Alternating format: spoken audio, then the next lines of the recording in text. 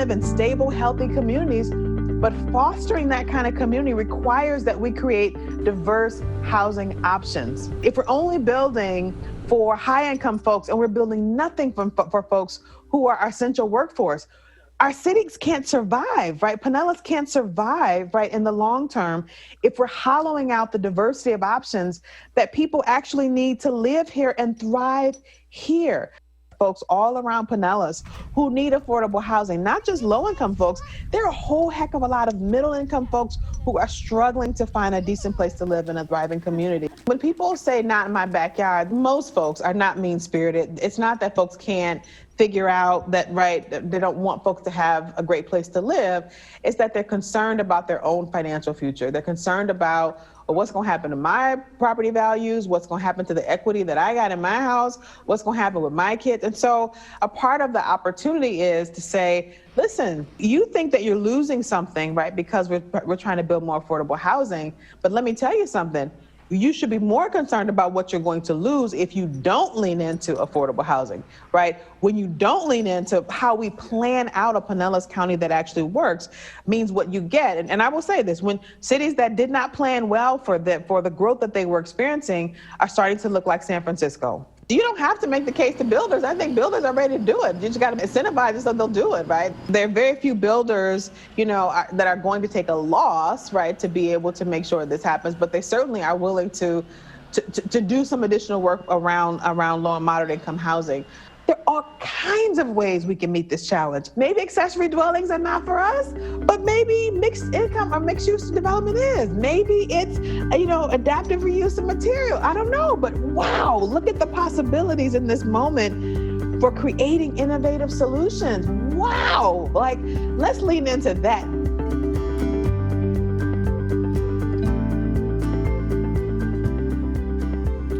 Good morning, everyone. My name is Carol Strickland. I'm the director of the Pinellas County Housing and Community Development Department, and I'm very pleased to convene the Homes for Pinellas Summit of 2023 on behalf of the Compact Partners. To begin the proceedings today, it's my honor to introduce the chair of the Pinellas County Board of County Commissioners and the Forward Pinellas Board, the Honorable Janet Long.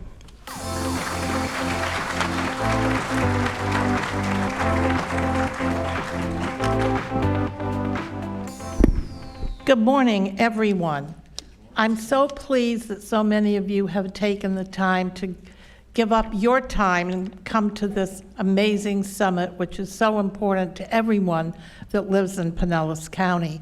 On behalf of the Pinellas County Board of County Commissioners, please allow me to welcome the many community partners who are present today to show their commitment to what has become one of the most pressing issues of our time. Making sure hardworking people can continue to call Pinellas County home, to live in, work in, and play is one of the county's most urgent priorities this year. Nearly all of my colleagues on the County Commission are here this morning, a big show of support, our board's support, for finding solutions that really matter and really work for our residents. So I'd like to take just a quick moment to ask them to stand so you all can see who they are. Colleagues, please stand and welcome. Thank you. Thank you. Thank you so much. In this room, we also have mayors, city council members, city managers, and planning staff. Can't forget the planning staff. They're so important to all of the work we do. The mayor of St. Petersburg, Largo, Gulfport, Oldsmar, Pinellas Park, Dunedin, St. Pete Beach, Indian Rocks Beach, Tarpon Springs, and Safety Harbor. In the past couple of years, many of these cities have signed on to the Advantage Pinellas Housing Compact Committee to bring together with us as one county to bring more homes serving all income levels to every part of our community. If you've lived here for a while or bought a home years ago, before housing prices really started going up, you may be able to afford your rent or your mortgage. You may wonder why the cost of housing matters to you. Here's why it should matter to all of us, because right now, here in Pinellas County, 1 in 3 families are struggling to pay for their housing. They are all spending at least a third of their income on rent, and many of them are spending more than half of their income to just have a roof over their head. 1 in every 3 people you meet is struggling to keep up with their rent or their mortgage while juggling other basic things like groceries and transportation. These are our friends. They're our neighbors, our teachers, our kids, and our grandchildren who are here to educate our kids and hotel staff that welcome tourists to our beaches. They're also our kids are coming home from college, trying to start a life of their own, on our aging parents watching their fixed incomes quickly eaten away. Imagine you work at a hotel on Clearwater Beach, but you've had to move up to Pasco County and or down to Manatee, drive 45 minutes to work each day, and pay for gas, car maintenance, and insurance. How are you going to move up in your career? Or what if you're a teacher here in Largo and you were hoping to find a nice starter home, but you can't find anything for sale that you can remotely afford near your job? Even if you're able to afford your home, chances are you have a friend or neighbor that's struggling or who has a child or parent who is struggling. But we actually have good news to talk about today. We have a plan. And more importantly, we have people right here in this room with the knowledge, passion, and resources to make that plan a reality. Pinellas County and our local government partners have committed tens of millions of local dollars to help bring more affordable homes into the marketplace in the coming years. And in the last year alone, we've seen more than 1,000 units completed and under construction or approved for financial support. There's much more of that to come. In government, we're ready to embrace new ideas for how we can get this important work done. But we need the creativity of our whole community to see this through. I really want to encourage you to get involved today. Now is the time when we need to move outside just the local government box and really start working on ways we can bring the talent and skill of our business leaders, our nonprofits, our community leaders, and others into this conversation. Getting involved is a lot simpler than you might think. Start by leaving your comfort zone. Contact information today that you're going to find here in this room so you can tap into your expertise or take part in one of the working groups this afternoon. Next time there's a meeting in your community, show up and voice your support for affordable housing. Here's the bottom line. Our community is full of good people who are the backbone of our society, who make up the life work and who are fighting to make a home here in a tough situation. If we work together, we can make sure Pinellas is a place that all of us can continue to call home. With a little faith, a lot of communication and creativity, I believe that we can create that future for Pinellas County.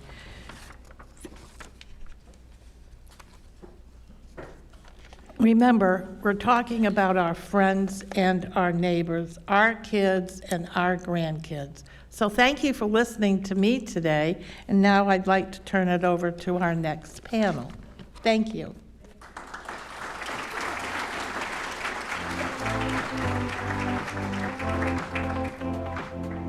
Please welcome County Administrator Barry A. Burton.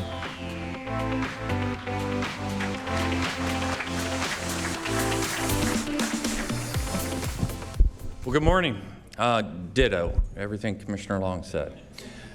You know, this is probably one of the topics that comes up the most in any setting we go to. Economic development, issues of our kids growing up here, issues of just competitiveness, that we have to do something different than we've done.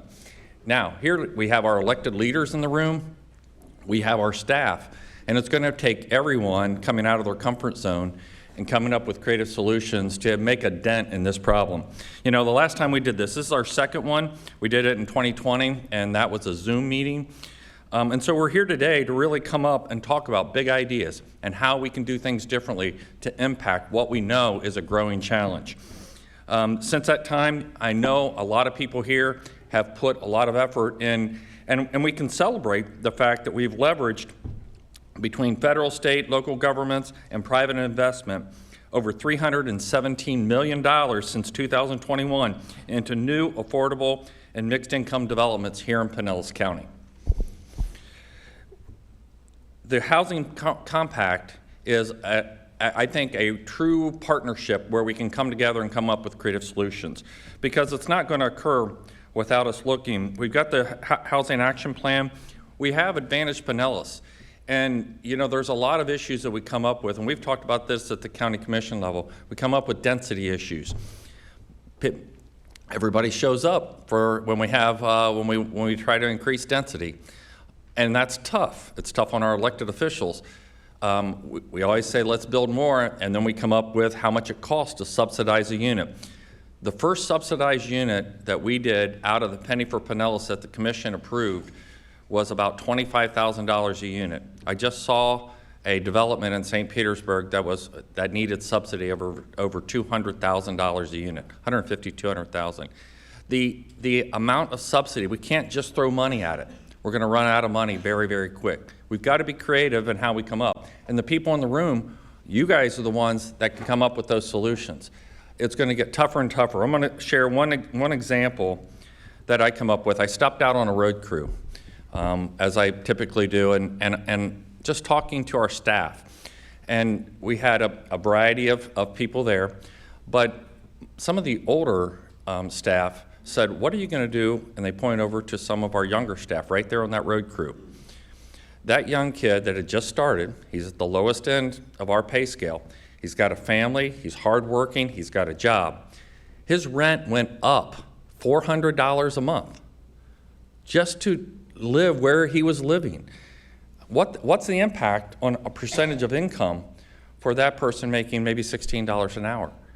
It's real, it impacts families, and we've seen the skyrocketing rent and housing prices over the last several years. It just makes our challenge even that much harder. And so when we talk about attainable housing rather than affordable housing, we've got to get rid of the stigma too. We've got to address that we need places for people to live that are family supporting people. They're trying to build a life for themselves. There are young people, and it's getting harder and harder for them to do that. That's just one example that we've heard. I'm sure everyone in here has the similar stories. We always talk about police and firefighters and things like that, but and people are down on the beach working so hard. It just becomes harder and harder and harder. Government can't do it alone. We need the help of our private sector partners, and it really is going to be a challenge for us to think about what we want to envision in the future from an economic development standpoint. How do we keep ourselves viable? You know, it used to be, and I've talked to even our own workers about this, they would move up to Pasco. Why? Because they could get cheaper rent or a house, and then they could work here, which we paid more. Well, guess what? Pasco's having to pay more through this economy. So now, from a competitiveness standpoint, if we don't address the housing affordability or the wages, then they're going to make choices, because it's closer for them to live and work. And so we have a lot of challenges ahead of us. I think whether you look at it from a moral standpoint, from an economic development standpoint, it's going to take the creativity of everybody here to come up with solutions. And we need to work both from a policy standpoint and our elected officials and coming up with creative solutions and really talking about the impact if we stay the same.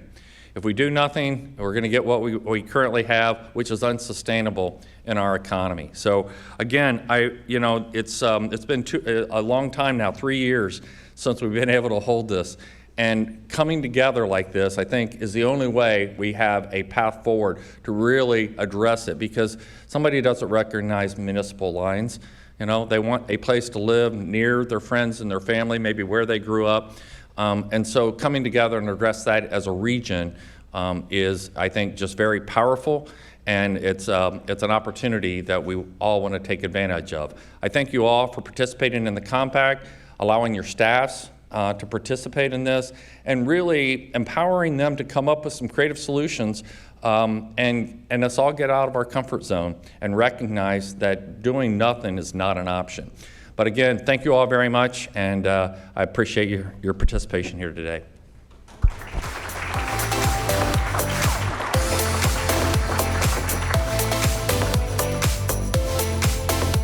Please welcome Whit Blanton, Executive Director of Forward Pinellas.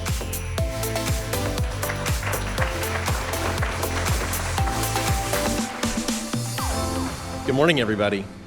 It's a pleasure to be here, and I'm really excited to partner with Pinellas County on this important countywide initiative as we take action to address and resolve our significant housing affordability challenges. Forward Pinellas' role is really to partner and bring together the 24 cities and the unincorporated county to solve these major land use and transportation decisions that we have, whether it's employment, or whether it's affordable housing, or whether it's just how people get around the county. This is really the role that we play. We're kind of like, I think, the glue that brings people together, that helps us focus on countywide strategies and accomplishing some big things. One of the ways that we do that is with our Advantage Pinellas plan, which really sets a framework for guiding growth and development, redevelopment in particular, in the right areas where it can be supported by infrastructure, investment, and good transportation policy. We've been, over the last 3 years since the 2020 summit, we've been directing millions of dollars in transportation projects to support and guide quality redevelopment, affordable housing in the right areas in Pinellas County. We try to focus on those commercial areas and higher parts of the county where we're going to be resilient, we're going to be more sustainable, and we are not impacting established neighborhoods as much as we might otherwise. So we really look at those places where change is likely to happen, retail corridors, commercial corridors, and things like that. So that's a big part of our investment corridor strategy. And it's designed to link housing that's affordable with economic opportunity, whether that's jobs or job training opportunities, and then making sure that there's good transportation options in there, whether it's safety, whether it's walking, bicycling, or whether it's just getting around in your car and having access to those places. A key piece of that is the Advantage Alt 19 corridor plan, which links downtown Clearwater through the city of Largo, right through here, Seminole, and down to the city of St. Petersburg through the Tyrone area, and then ties into the new Sunrunner bus rapid transit project. That project is underway, and it's really a prime opportunity for redevelopment, but it's also looking at rethinking how our built environment can support and sustain housing options for people. We also have completed the Target Employment Industrial Land Study earlier this year. My staff is over here on the side of the room. They've all been deeply involved in all these projects. And that TEALS update is a framework for integrating workforce housing into our employment centers so that we can have access to jobs, but also can create the higher density places in our county where walking, bicycling, and transit actually work. And that's a development pattern that takes a generation to change, but we're planning for the year 2050. In fact, our population projections for 2050 show that we're going to need to accommodate about 100,000 more people in Pinellas County. That's the city of Clearwater, almost. Where do those people live? Where do they go? And we're going to have to think differently, that housing is going to look a little bit different for Pinellas County, because if we're thinking it's all single-family homes, we can't do that. So this is a strategy, and it's got to be linked. I'm a big believer that transportation policy is housing policy and vice versa. And if we try to unlink those two, we're not going to be successful. So this is a key piece of our critical efforts, and I really appreciate the opportunity to be here, to work with our partners, and we're using tools like incentives, transportation funding, encouragement, toolkits, technical assistance, all those things to help enable and support our partners, because we know the walk you have, if you're an elected official, is not always easy. But we're here to back you up, and we look forward to working with you today. Thank you.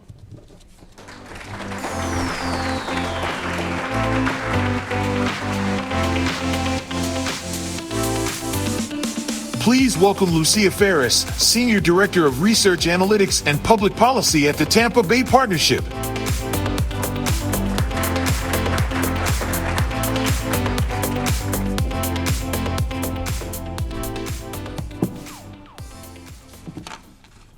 Good morning. Thank you for having me today. Housing affordability has been a concern for many in the county, the region, and the state. As we just heard, the Housing Action Plan was born out of this need when countywide partners agreed to chart a course forward through the alignment of regulatory and policy issues.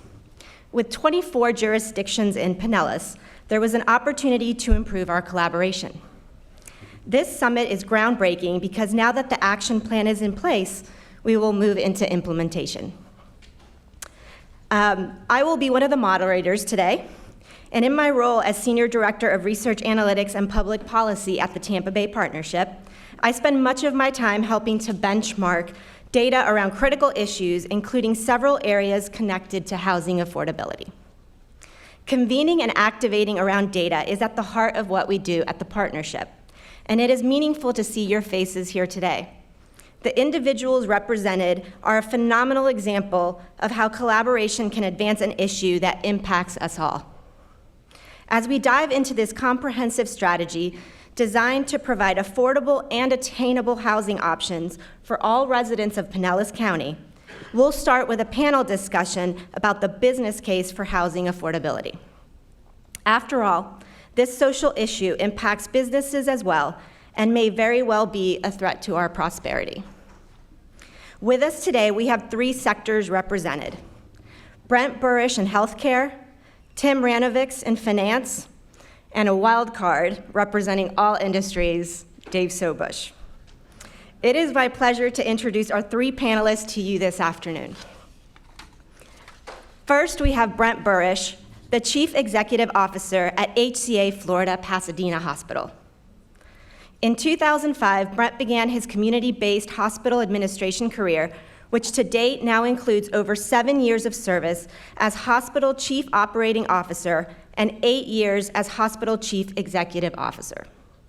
Previously, he served as a Chief Operating Officer and Ethics and Compliance Officer at HCA Florida Fawcett Hospital. Brent graduated summa cum laude from the University of Notre Dame with a Bachelor of Science in Biological Sciences in 2004, and magna cum laude from the University of Notre Dame's Mendoza College of Business with a Master of Business Administration in 2005. Brent adds an important perspective to the conversation, bringing insights from the business community and the healthcare industry in particular. Please join me in welcoming Brent.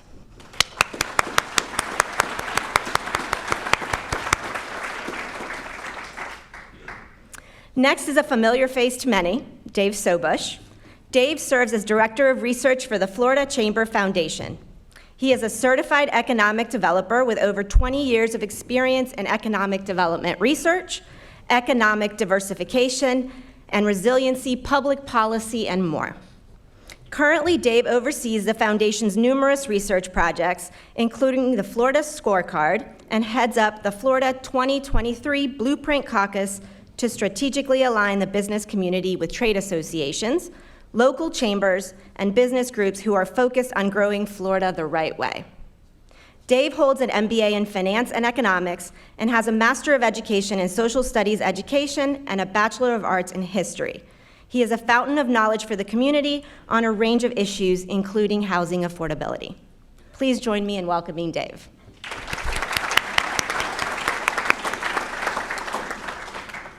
Finally, we are joined by Tim Ranovics, Director of Raymond James National Housing Group. Tim has 15 years of housing finance experience, structuring a variety of single-family and multi-family housing projects, and is responsible for creating and maintaining the group's proprietary models. Tim has primary account coverage of many Florida Local Housing Finance Authority clients and assists senior bankers in their coverage of housing clients around the country with a focus on multifamily financings. Since joining Raymond James, he also has been actively involved in the firm's investment of bond proceeds. Tim received a Bachelor of Engineering degree in Mechanical Engineering from Vanderbilt University in Nashville, Tennessee. We are eager to hear more about what Tim is seeing in the financial services industry. Please join me in welcoming Tim.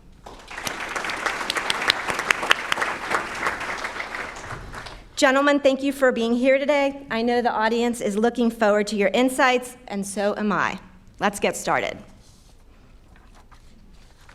To help us set the stage, I'd be interested in hearing from each of you of why addressing the housing affordability crisis is critical to the long-term economic success of the county and of the region as a whole. Tim, let's start with you. Hey, thanks for having me. So as we know, housing affordability, be it home ownership or rental, is a key to positive long-term outcomes everywhere. Quality of life for everyone suffers when folks can't afford to live near where they want to be for family, social, or job purposes. Anecdotally, you hear of high-cost areas throughout the state. For years, we've heard of workers, and for instance, the Keys have to travel really far or bust in, which clearly affects their quality of life based on additional travel costs, less quality personal time, and in fact, lost productivity. So it just makes economic sense. And I actually got a note from my boss who's at a board meeting today at a housing issuer who, I think he was talking to a board member who's head of a restaurant association saying in the Keys, the workers are traveling on average like 2 hours, and they're hearing a lot of hotels and restaurant businesses are shutting down because they just can't get workers. So I thought that was timely, a note to me, so that was helpful. But it's proof, we focus more on the lower area median income and middle income folks, rightly so, but it's truly a problem across the socioeconomic spectrum because even areas we deem as wealthy areas will eventually not be the destination that folks think they are if restaurants can't have their workers, or there's no hotels, or you can't staff for new small businesses trying to open. So it becomes an issue across the spectrum. So we won't be the sustainable community that we're trying to envision. And moreover, the cities and counties, to grow their tax base to afford to pay for these kind of services going forward, need to attract new businesses and to serve a growing community. If you can't find the staff, they'll look to other parts of the state or other states in general, and it can lead to an economic stagnation, at least from the potential of where we could go as a state. So for it to thrive, we need to, across the economic spectrum, we all serve the role of finding those workers, making sure they can have affordable housing. Nursing care is also a big one in Florida, of course, but just to serve a functioning and workable community for society at large. Thank you, Tim. Dave, your thoughts? So looking at it from a state perspective, at the Florida Chamber Foundation, we are the research and development arm for the Florida Chamber of Commerce. We work on a 2 to 20 year time horizon.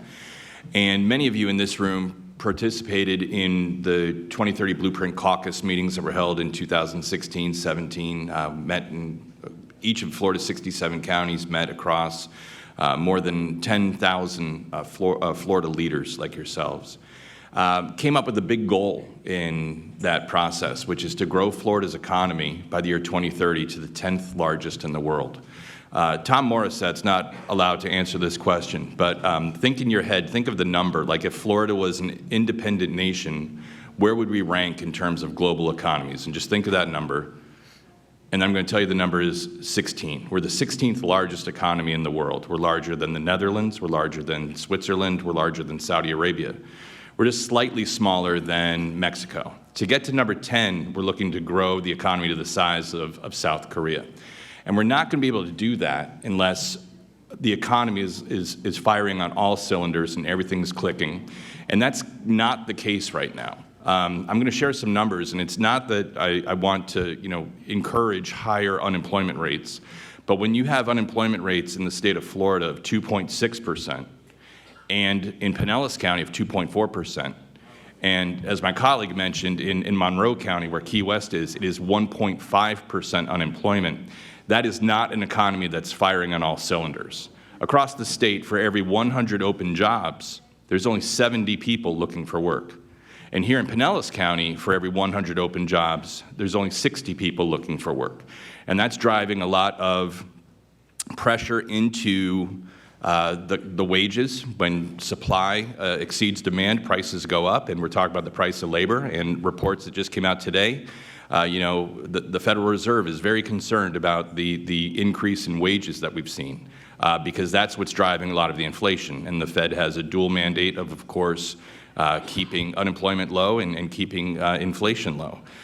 So that is sort of the reason why we need to make sure that the state of Florida and Pinellas County remains a place where people can live.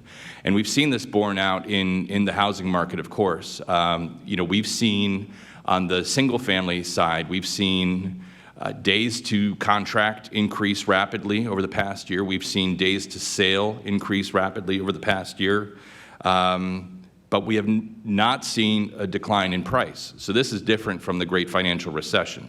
This is, nobody wants to leave the warm, loving embrace of their 2.9 fixed 30-year mortgage to get what's on the market today. And so as a result, we've actually seen prices in the past year increase. And statewide, the median sales price of a single-family home is $405,000. Okay, so half are above and half are below. Here in Pinellas County, it's $445,000 is the median sales price. So think about the employment mix in this community and in the state, and whether or not those folks could be able to afford, or what level they'd be able to afford within that housing structure. Dave, let me come back to you for the demographic economic trends, and then get some more insights on that. Sure. Thank you, Brent. Your thoughts as to the long-term economic success of the county and the region as a whole in terms of addressing the housing affordability crisis. Yeah, good morning. And I'll take you back on a story going back to spring of 2020, the start of the COVID pandemic, and tell about an 18-year-old young woman who grew up here in Pinellas County. She was a senior in high school, and like most of us, her world got turned upside down. No in-person classes, no prom, no in-person graduation. Her parents were in healthcare, so unlike most who are social distancing, her parents went in over 60 days in a row to a hospital to work. She saw the phrase healthcare hero, she was inspired, she changed career courses, wanted to be a nurse.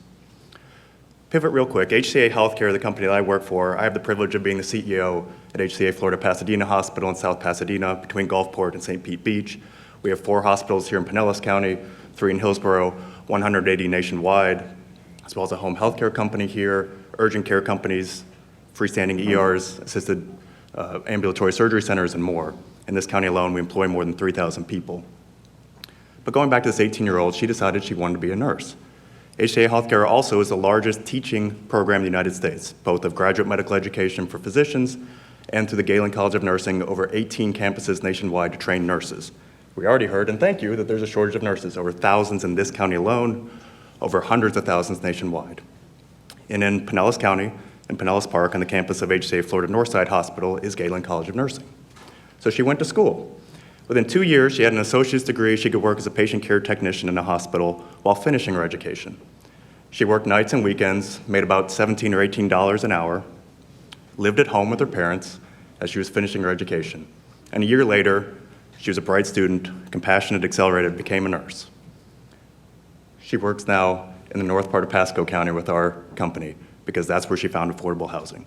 And this is someone who now makes probably in the range of $65,000 to $70,000 per year. It's the type of person you want to attract, that we pay thousands of dollars a month to advertise to attract to this county. She grew up here, and she decided that the housing affordability made it worthwhile for her to leave her home, travel about 40 miles north, and make that her new home. Her fiance, now husband, grew up in St. Petersburg, followed her, and this is where they're establishing their roots, their friends. So for us, it's a long-term sustainability as employer, whether it's entry-level jobs, whether it's middle income, whether it's up to physicians. We have a physician executive who just left Treasure Island to move to Parrish because it was worthwhile for him to travel 45 minutes because of the affordability of housing there compared to what's in this community. So for us, it's a sustainability of continuing to attract the people you all want to give you health care while making sure that we can continue to develop services. Thank you, Brent.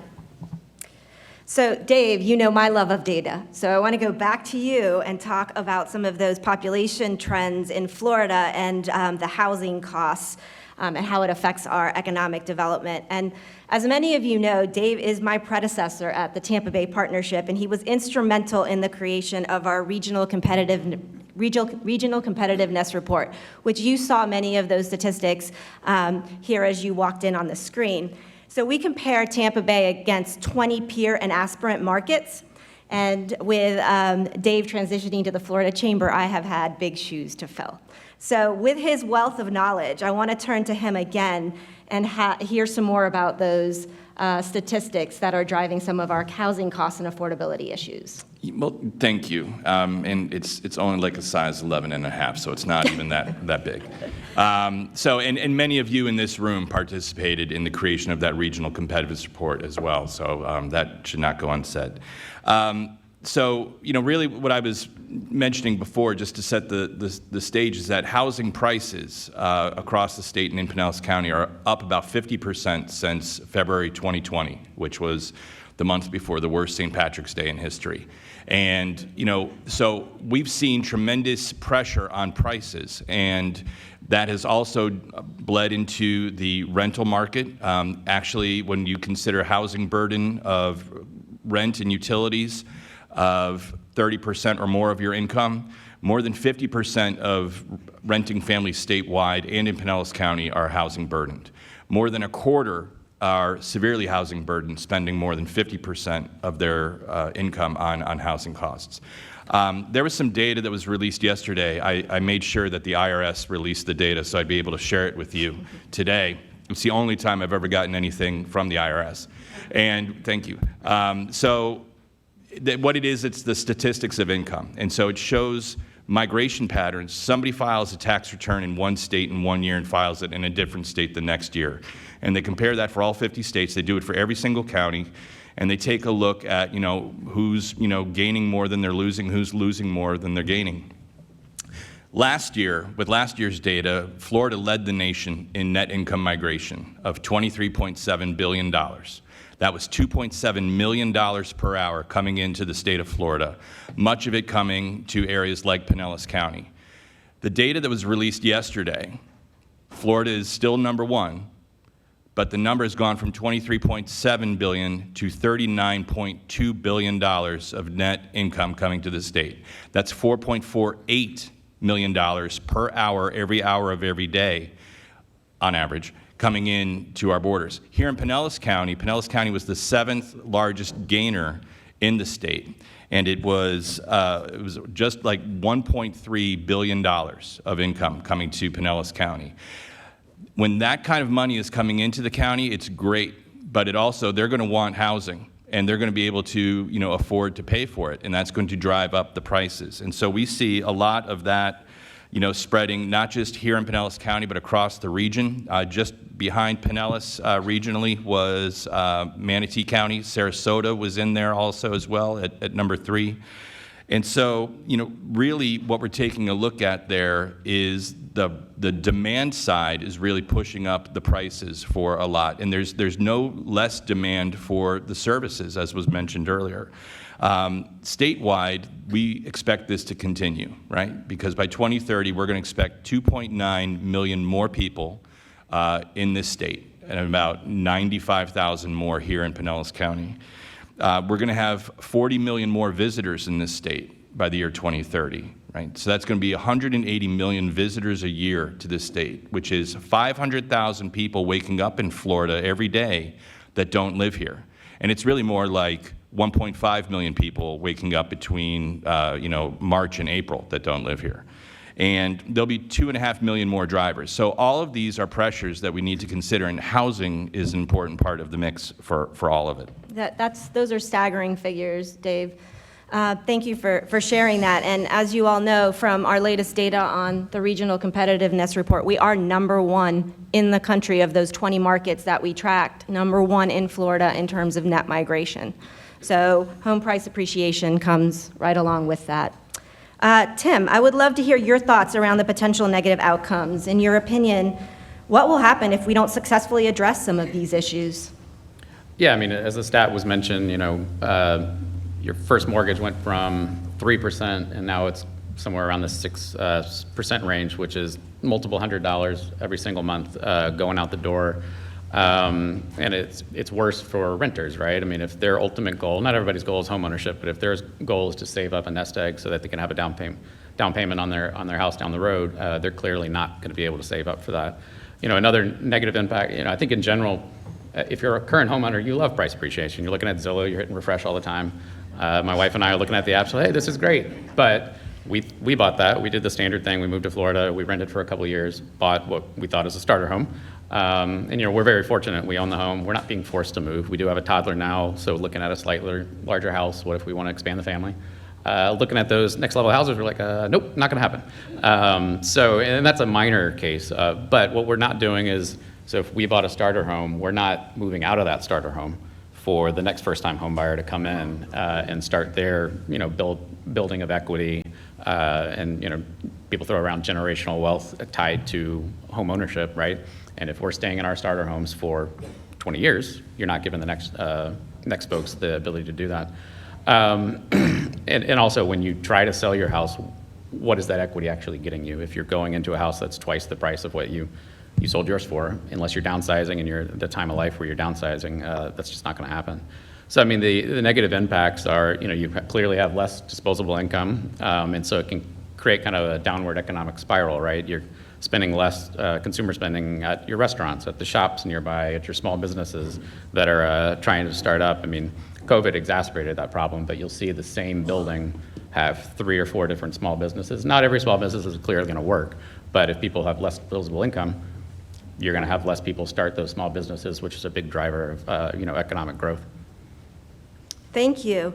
And Brent, you spoke earlier about the affordability impacting the region and particularly the county's ability to attract and retain talent.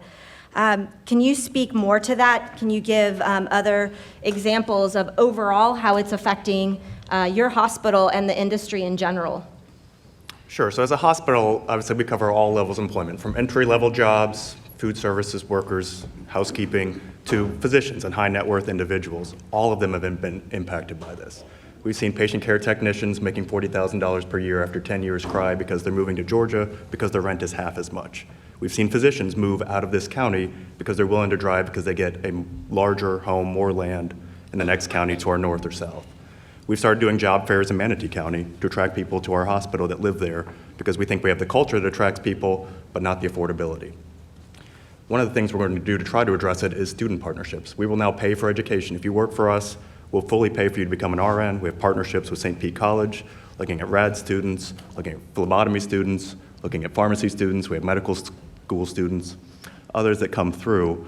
But I think more critically in this audience, how do we develop partnerships in this community? Very fortunate, a few months ago, Commissioner Gina Driscoll had multiple businesses come together to begin tackling this partnership. How do we create cohesiveness to look at affordability? Stonewig was one of the developers we looked at because hospitals have land, which is rare in this county. Whether it's on our campus, whether it's for future ambulatory development of outpatient centers, we have land. So how do we use that to partner with you all to bring in affordability? One of our sister hospitals down in Manatee County is approaching a senior living home that has 77 independent units to rent them out for 2 years, to bring in nurses from other parts of the nation or even internationally, to bring in lab technicians, to bring in those hard-to-fill positions where we'll subsidize their housing if they work for us. That's the type of creativity we're getting into, but again, it's also about retaining and keeping the talent that you all want caring for you in this community. Thank you. That was very meaningful for activation of the community as a whole. Tim, in your role, do you see anything similar in terms of the ability to attract and retain talent in financial services? Yeah, unfortunately, I'm too low on the totem pole at Raymond James to talk about what our firm does, but what I did do is I tried to do a little research in what I've come across in other deals that I've done. One was separate from financial deals that I work on, but I came across an expanding fast food chain that was offering $10,000 for closing cost assistance to their managers that are first-time homebuyers. So, of course, that's a small percentage of their overall employees, right? They're not offering that to everybody. It's more the managers of their new restaurants that they're opening. But it's a step towards home ownership. As we historically know, lack of down payment and inability to pay the closing costs is a real impediment for homeowners, particularly first-time home buyers.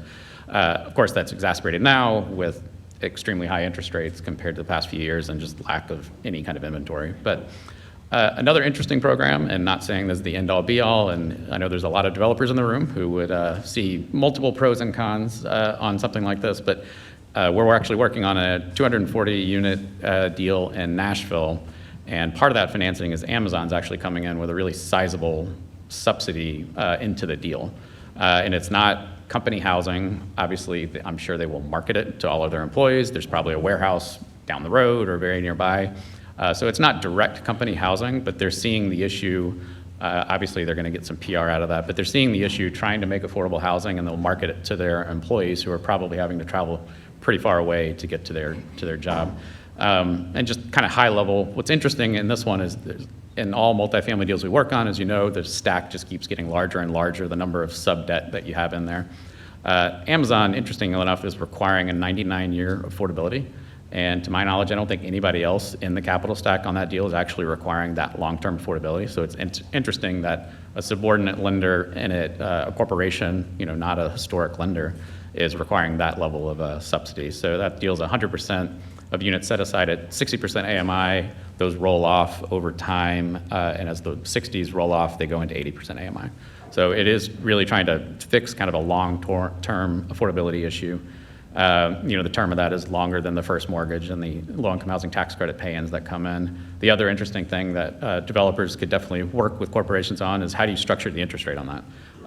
Half of that interest rate is hard pay, which can sometimes harm how much you can raise on your first mortgage, but the rest of the interest rate is soft pay and accrues over time if there's net cash flows don't pay that. So like I said, not saying that's the end-all be-all and not saying that works on every financing, but it's just a way of kind of starting that dialogue between corporations who are recognizing there's an affordability issue in the area that they're trying to grow, and ways of partnering, as mentioned. Government funds can't do it all. So it's an interesting concept to look at. Thank you. And Dave, turning it over to you from the bigger macro view of all industries, how do you see the private sector in general getting more involved, in addition to some of the comments we heard from Brent and Tim? Are there opportunities for the private sector to better align these efforts to address housing affordability?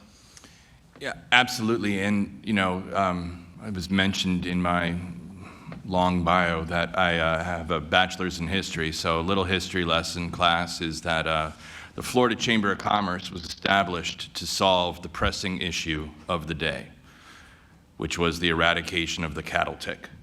So it was the cattle tick eradication committee was the first nucleus of the Florida Chamber, and since then, we've been uniting business for good in the state of Florida. I think some of the things that we've seen our members and our businesses that we interact with, related to housing and where we've, been able to unite and take some action. It was, an overnight success story, 15 years in the making, but, what's been done related to property insurance, this session has, it will bear some fruit. For those who didn't know, our Florida accounted for about 7% of homeowners' policies in the nation and about 77% of lawsuits against homeowners insurance. So, some good legislation moving forward there. But we've also been hearing from our members, and again, representing a wide array of industries and employment sizes, the importance of workforce and workforce housing. And, the business community was largely united around President Pasadomo's Live Local bill. There's, no bill is perfect, but, there have been some, I think the most important part of that bill is, some real funding available in there. So I think that's an example of seeing a united business community, irrespective of an individual company, coming together to move the ball forward and achieve some goals related to housing. That's great. Thank you for that. So we're winding down to our last few questions, but they're centered around actionable efforts. So building those affordable and attainable housing units. And so, Tim, I wanted to turn this over to your expertise here. What are some of the challenges, whether they're regulatory, financial, that affect the successful development of new affordable and attainable housing? And are you aware of any innovative projects that can overcome some of these challenges? Yeah, I mean, obviously, there's depending on who you talk to, there's all sorts of issues. Some folks will say, hey, we need to change regulation. I mean, I think the hottest thing right now, or the biggest issue, is just increased volatility in the market in general. Interest rates are just going all over the place. And a lot of that is Fed policy of really low interest rates for such a long period of time since the financial crisis. I guess I need to say which financial crisis at this point. So back to 2008. And so it's just now, as they step back, the volatility in the market is just insane. So you're getting really big whiplashes for, developers and homeowners on both multifamily and the single family side. And on top of that, you see with inflation, increased construction costs at the exact same time as getting a little more in the weeds. When you're doing a 4% low-income housing tax credit deal, which is my expertise, and I work with Catherine Driver at Pinellas County HFA, that's what they do, but the requests for that allocation is limited, and the request for those allocations is skyrocketing at the same time that costs go up, which means the requests continue to increase. So outside of regulatory, which I know a lot of folks focus on, I think it's just the markets in general that's causing a lot of problems. So a couple solutions I've seen some folks do in some of the deals. We do a lot in Broward County. What they've done is they've just started using general funds to close the gap on multifamily deals. So they'll provide 30-year 0% interest pay due on refinance or maturity. The stipulation there is they have a 50-year regulatory agreement, so they're maintaining long-term affordability. They also have some stipulations in there that, hey, we'll promise you X million, but at the end of construction, we're going to reevaluate. Did you really need all of that? We'll try to claw some of it back if you didn't need it, so that we can, put that into the next deal. Palm Beach County recently passed I think through a referendum, if that's the right word. They're going to issue a GO bond, general obligation municipal bond, to fund housing. Their focus is a little bit more on workforce, but they'll provide low interest rate loans to for-profit and not-for-profit, and we'll probably have a slightly different interest rate depending on for-profit or not-for-profit. On a particular financial model that we're seeing take off, definitely has some pros and cons. It started in California. The statute there are a little more favorable for financing like this, but it's a workforce housing model. So essentially it doesn't use the bond volume cap. That's becoming limited, which is a big help in this environment. It's not going to work in every interest rate environment though. So a couple years ago, it was doing great. Lately, not as many of those deals are getting done, but the pros is it's not using the it's 100% tax exempt municipal debt, not using the volume cap. That's becoming scarce. Some of the issues though is it's generally taking stock that's already on the market, that's market rate, and putting a regulatory agreement on it. So that's positive. You're getting lower AMI, area median income renters into that product. The issue, though, is how do you build more stock with that same model? And that's what everybody's really trying to figure out right now. But the other reason those deals work is you're giving property tax exemption. So you got to weigh the benefits of foregoing property tax exemption versus how many individuals are you helping on the lower AMI or workforce housing method. And so that model's not using tax credits. So it's hitting the kind of that missing middle that everybody's focusing on now, right? The IRS has guidelines on how to help lower income, typically below 60 AMI, 60 to 120, there's no product. So this kind of a new product trying to aim for that group. Thank you. Dave, anything to add there in terms of the challenges and any innovative projects that you're aware of to deal with some of this? So there's a couple, I'd say innovative projects, going on around the country. I mean, certainly in Central Florida, we see some of the major theme park operators building workforce housing. They have the scale to do that. In certain other areas of the country, there's examples of the JBS meatpacking plant. They are providing some, good opportunities for their folks in the communities in which they operate. Texas, Cactus, Texas being one of them. I wouldn't associate a cactus with Texas, but in their work, including sort of like a 2-year commitment for their employees that they help put into company-built housing. There's a medical manufacturer in southern Indiana that is, doing something similar. And in fact, they did something innovative where they took over the construction of the homes themselves and were able to deliver them, sort of at zero profit because they weren't in it to provide the profit. Now, each of those companies I mentioned is an employer of scale in those communities. And, so the challenge is aligning and uniting, businesses in partnerships that make sense, for them and for their workforce needs, because, really no business would want to be in the housing business if they didn't have to be, unless you were a home builder. But when it's tied to your workforce, you've got to start thinking about creative ways to do that. So that's the challenge, but also the opportunity moving forward. Thank you, Dave. Brent, anything you can add to that? So I've mentioned the perspective from retention and recruitment as an employer. In healthcare, the other thing that matters is certainly what happens to our patients from a safe discharge perspective. Our hospital expects to be an A-rated hospital in the next release, but we look at readmissions, how many patients have to come back. One of the reasons why HCA Healthcare purchased the home health company in the last 2 years is to be in the patient home. So it's also the quality of the home, making sure that the environment around them is conducive to a healing environment. So I don't know if it's innovative. Simple, for example, we are the largest taxpaying entity in the city of South Pasadena. HCA Healthcare is one of the largest taxpaying entities in Largo. We have 2 hospitals paying into St. Petersburg as well. Our hospital sold land at a discount next door to us to the city of South Pasadena for them to build a new fire station about 2 months ago. Again, we have land, we have opportunity, but for us, we know healthcare. We have great quality outcomes, we have compassionate caregivers. I'm very fortunate for the facility I serve. What we don't know is innovative partnerships. So it's how do we find the right audience here to create those public-private partnerships where, again, we have land, we have workforce, we have capacity, we have continued demand projected in the future. How do we find those partnerships so we can successfully, both for our caregivers and for the community, find that quality housing going forward? Thank you. And I think it's a great time to do some final closing thoughts, what you want to convey to the audience today as part of this entire discussion. Tim, let's start with you.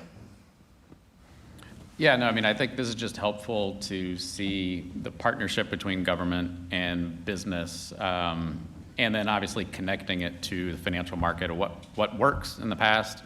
In the financial markets, everything is cyclical. I always say you're not normally creating something new in the financial market. You're repurposing something that happened 20, 30 years ago, well before my career started. But you have to keep that knowledge base going. And I think the biggest thing is, we talked about, for instance, I mentioned the Amazon, you mentioned some other employees of scale. How do you bring in smaller businesses into the equation as well? They're not gonna have millions of dollars to throw into a deal like Amazon does.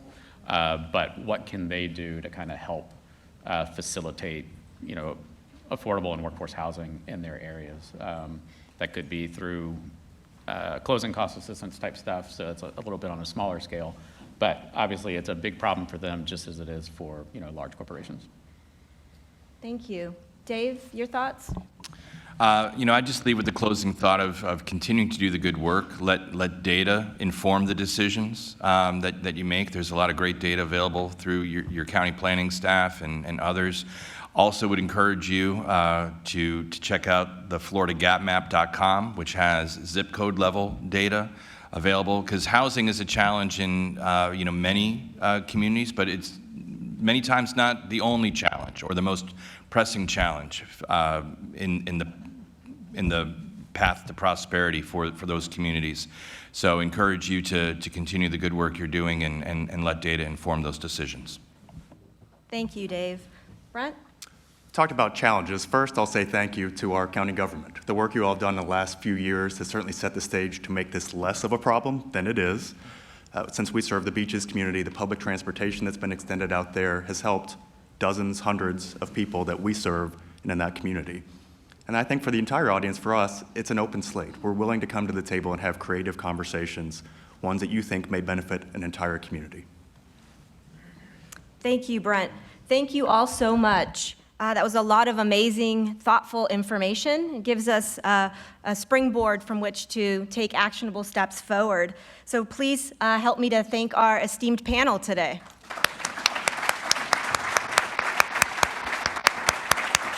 Actually, gentlemen, if you could just wait 1 minute, we're going to take some questions from the audience.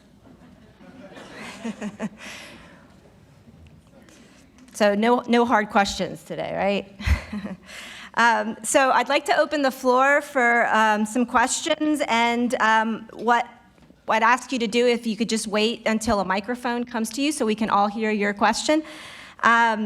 Please raise your hand and we'll make sure that you're acknowledged and a microphone comes your way. Does anybody have any questions? They can be general to the entire panel or specific to one of our panelists.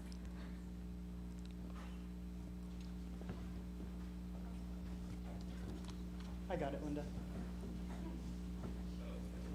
Great, thanks. Hi, my name is Beth Davis from Clearwater, but my question is, where's the money?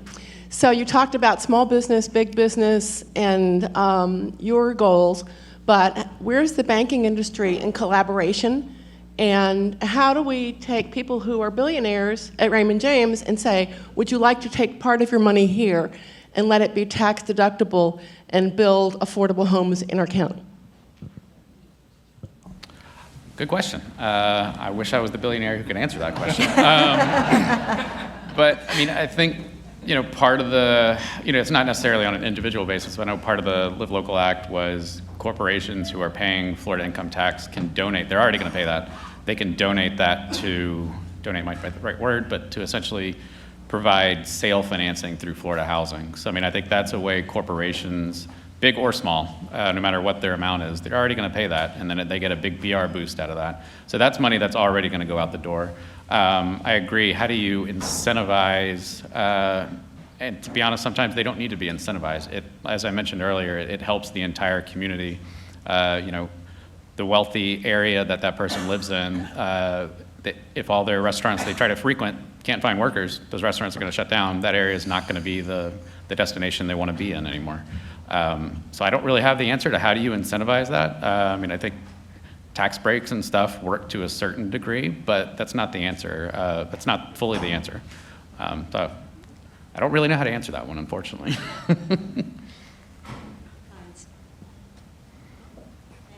Hi, Dave. This is for you. So my question is you talked about immigration and what's going on and how we're fortunate because we're bringing in so many people into the communities.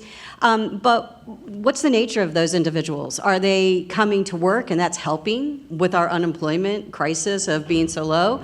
Or are they coming because they already have secondary jobs and they can work from home? Or are they retired? Can you give us a little bit more of a description, if possible? Absolutely. And I thought you were going to ask me where the latest edition of St. Pete Shines is and when I'm going to have it ready. Teresa was my boss, many moons ago. Thank you. So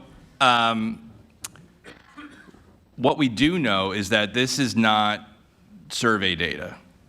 This is not, people filling out a census form or something like that. This is looking at a tax return for income and a tax return for income.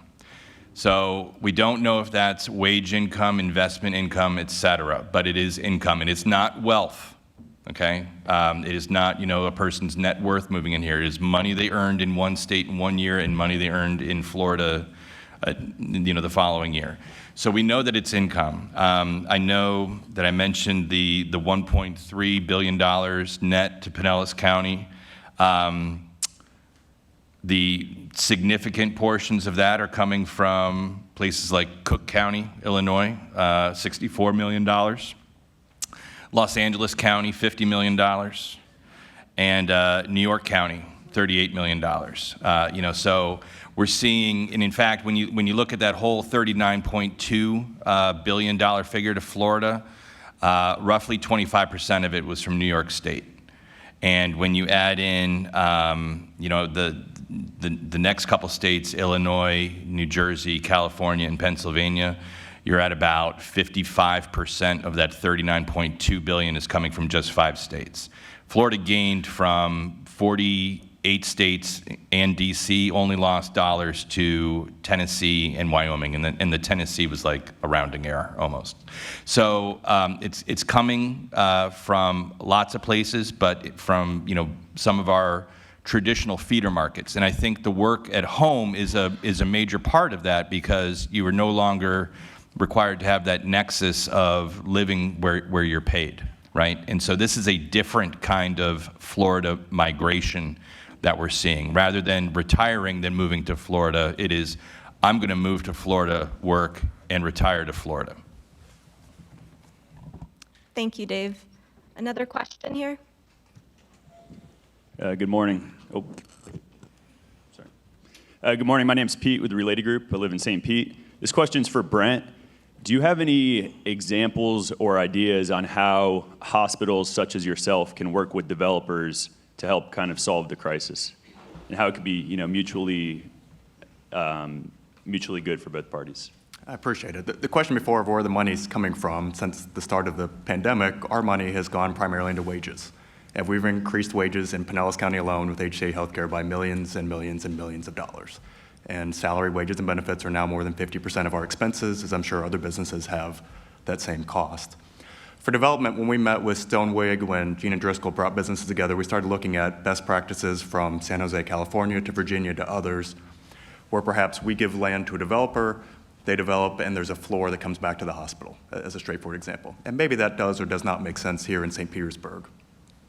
But for looking at it from a development standpoint, I think that's where we're going to take the expertise.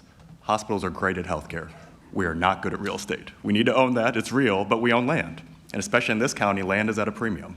Whether it's on our campus, where we know we've got the employment base, whether it's seasonal or whether we're bringing in people from other parts of the nation, apparently Illinois, it sounds like. We have someone from every orientation class from somewhere in the Midwest and somewhere in New York without fail. So how do we find where we can find that partnership? But for me, it's going to come down to the land that we own and the partnership with a developer that knows that side of the business, where we can partner to have a business that perhaps is part medical office, part residential. We've had those conversations with a developer on our campus where we've got a medical office building that's about 80% capacity, but still has about 5,000 to 8,000 square feet of empty space. What can we do with that? Does it make sense? Would we be allowed to make that a residential space? So again, I don't know we've come up with an answer. We've got a few ideas such as that percolating. Thank you, Brent. I think there was another question. Good morning. My name is Ismail Torres with Suncoast Credit Union. So to add to that first question, where the money's at, would love to collaborate with you all and help identify those gaps and build a program around those needs and fill those gaps. But my question is, how do you see, if at all, the mortgage redistribution plan affecting housing affordability in Pinellas County? I'll open the floor to any of our panelists.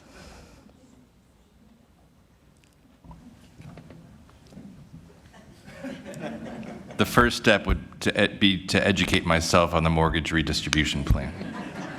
Can I get a brief synopsis and then 30 seconds to tap dance to an answer? Did I say that out loud?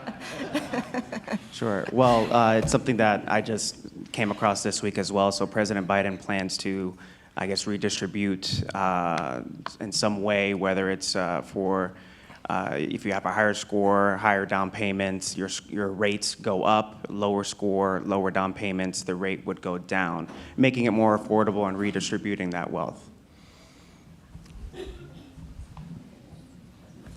20 seconds. I'll jump in real quick if you want.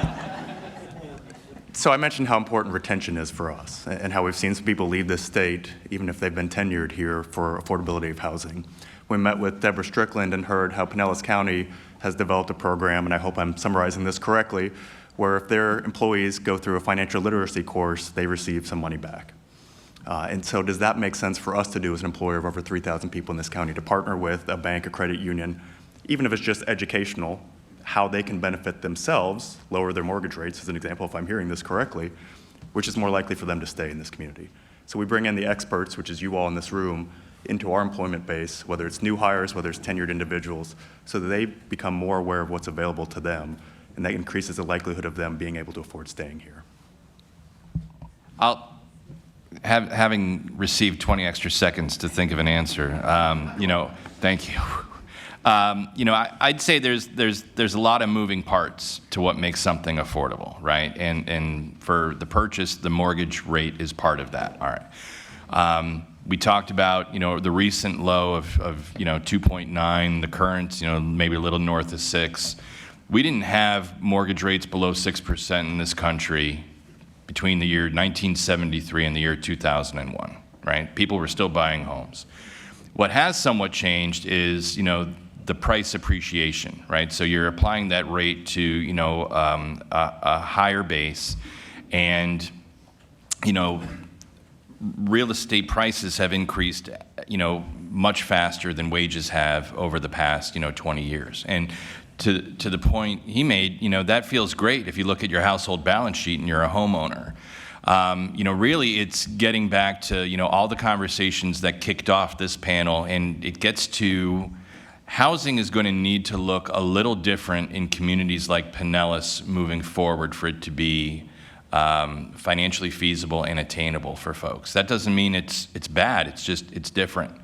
And there's ways to lower the overall household cost burden, and part of that is transportation. And as the community moves forward thinking about transportation, and if you're looking to improve that, you can use transportation to solve the actual movement of people problem, but you can also use transportation to solve housing problems, if done appropriately. I've provided the sum total of my knowledge, related to that. The county planning staff and the folks at Forward Pinellas, are much more suited to talk about that. Are there any more questions from the audience? I think we have a question up front.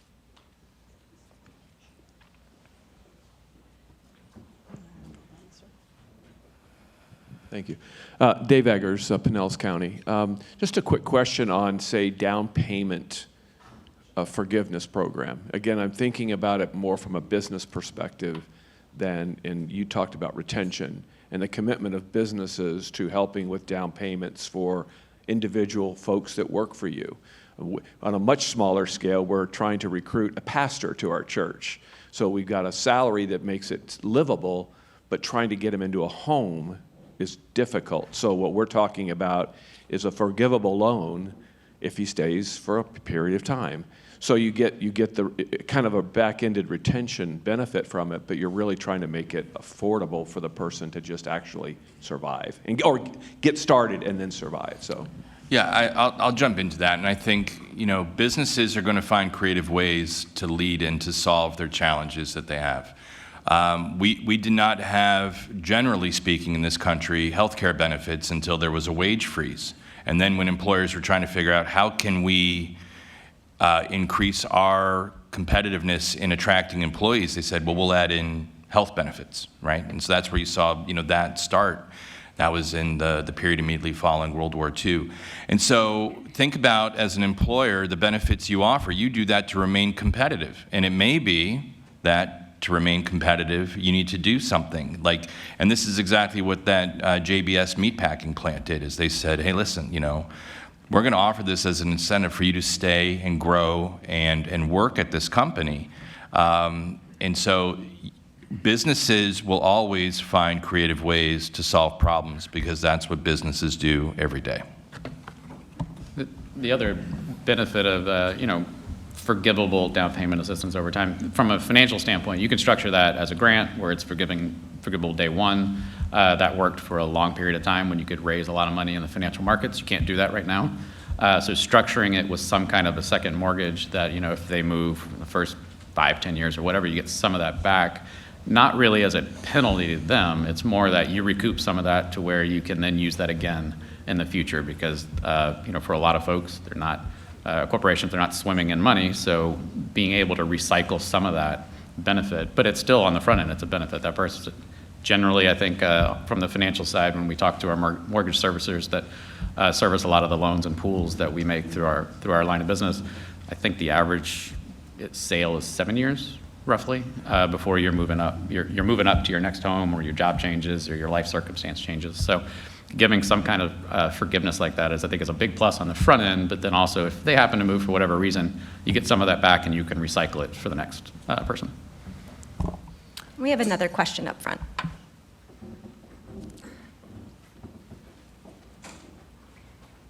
Good morning, and thank you for being here. The one subject matter that we haven't covered a lot in this specific panel is the public transportation options. And I'm curious from Brent's perspective, and feel free to weigh in. As a major employer, not only in Pinellas County, but throughout our region, how important is public transportation to your folks when you are in a recruitment of positions and nurses to the hospitals? Because I know that a lot of physicians that have done their internships are coming here from other areas of the country where they do have really robust transportation options, and I'm curious if it affects you in that way. Thank you. Yeah, thank you for the question. And we've talked about housing affordability, but transportation is a critical portion of that. So the answer is it matters tremendously. And again, if you're looking at the full spectrum of wage earners between medical staff and caregivers, we have about 800 people dedicated to our campus. We have a bus stop on our campus right in front of our main door. Sunrunner is now about a quarter mile down the road from our hospital. We'd actually like to move them even closer if we can. It matters. It matters for those caregivers that want to use that for their transportation. It matters for family members that may want to use that as they visit patients or patients coming to our emergency room or finding their own way home. We pay for Lyft every week to take people home from our hospital. We just think it's safer, it's more convenient, but if we had better public transportation options, that would allow them more visitation and less likelihood to need to come back to the hospital because of their ability to go take that to see doctors or the appropriate care setting beyond just the walls of our hospital. So it matters. I think we have another question in the back.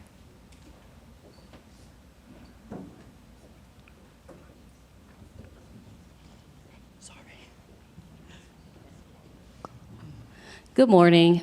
My name is Joanne Nesbitt, and I am president of a small nonprofit in South St. Petersburg. But my question is for Brent, as a owner of lots of land. I think the real urgency here is your employees.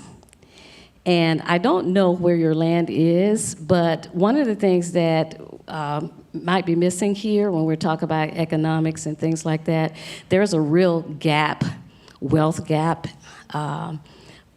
in Pinellas County, probably in this country, with minority homeowners and non-minority homeowners. So my question is, when you are looking to develop your land, are we looking at rental?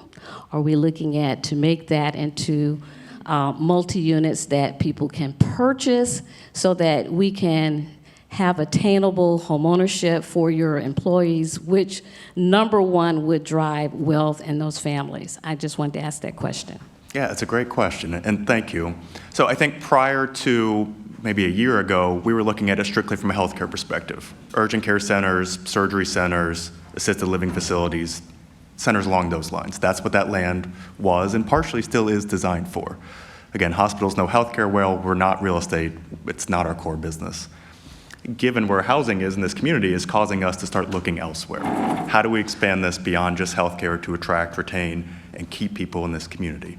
So I think the short answer is we're willing to be creative. It's all on the table. We're going to have a partner. We're not going to do this by ourselves. I think probably important to note that while we belong, HCA Healthcare, the largest healthcare corporation in America, and the resources that come with that, we also have a local board. So my hospital alone has 13 board members, 6 local community members, 5 medical staff members, myself, and 1 individual from our company. And so they will be a part of this decision. What do we do with that land? What is the greatest benefit for the entire community? Yes, our caregivers, but also the entire community. Maybe it's healthcare services that are needed in that area. To answer your question, we own our campus, a tiny space next to it, and about 6 acres in Tyrone, and that's what we own. I'm one of 4 hospitals in Pinellas County with HCA Healthcare. I don't know actually the full gamut, but there's quite a few of healthcare settings. It's also land that may need to be redeveloped, and how do we make that the most important? So I don't have a direct answer other than say this conversation has shifted a lot in the last 10 to 12 months. Our local board will be part of the community response of what is the best use of that land going forward. Thank you. I think we have time for one more question. Good morning. Robin Field. I'm with Synovus Bank, but I'm also on the board of the Pinellas HFA and the Clearwater Neighborhood and Affordable Housing Advisory Board. And I just want to clear up something that somebody else said and maybe help you, Dave. The mortgage redistribution plan that was mentioned really has to do with Freddie Mac and Fannie Mae. Came up with new numbers in January to reallocate how they charge people to get their interest rates, depending on how much money they put down and what their credit scores are. Today, It actually, like I said, it started in January, but lenders have been using it for a while. It hits with loans that are being delivered to Freddie Mac and Fannie Mae starting next week. So anything that's already closed is probably has been hit by that. And it's basically, if you have a higher credit score, you're still getting charged less than if you have a lower credit score. They've just tweaked it a little bit, that they raised it a little bit for the people with the higher credit scores, lowered it a little bit for the people with the lower credit scores, but you still need to have a higher credit score to get the better rate. That's it. Thank you. Please join me in thanking our esteemed panelists today. Thank you, Brent, Tim, and Dave. So it's clear that housing affordability is a critical issue to our community and key to economic development. Innovation will be key to look for bold new ways to deliver new housing option, but this discussion in this room gives me hope. Successful public-private partnerships and all of the energy here today can lead to meaningful changes. And as we heard, government cannot do it alone. We need all sectors. So as we continue learning about the Housing Action Plan today, I hope you will find a way to add your unique contributions and further these efforts. Thank you so much.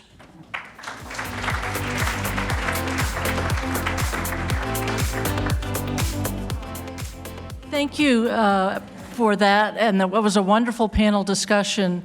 You know, part of our goal today is to have a dialogue amongst you as leaders in the room, to have those conversations and share your ideas. We do have some roundtables this afternoon. We hope you're able to stay and contribute to the Housing Action Plan. But also, we have the opportunity right now to take a break. We'll reconvene at 10:45, and I hope you'll take that time to visit and exchange ideas, and we'll reconvene with our elected officials panel in about a half an hour. Thank you.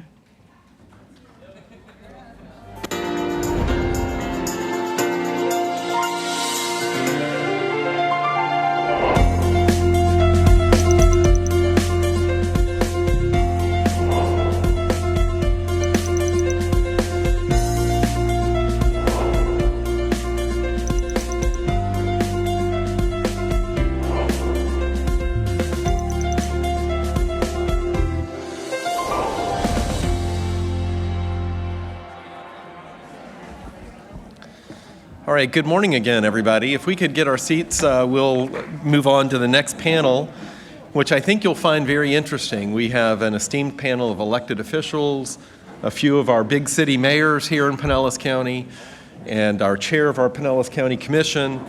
And we're going to talk about some of the challenges that elected officials face and how they're leading in their communities and in their respective jurisdictions, issues of affordable housing and all the things that that's intertwined with. You know, Pinellas County has some real unique challenges. That's why we named our plan Advantage Pinellas, because we don't look at them as challenges, we look at them as advantages. We're a unique county with 24 cities. We're small, we're compact, we're fairly densely developed, and you've got to go through Hillsborough to get to us.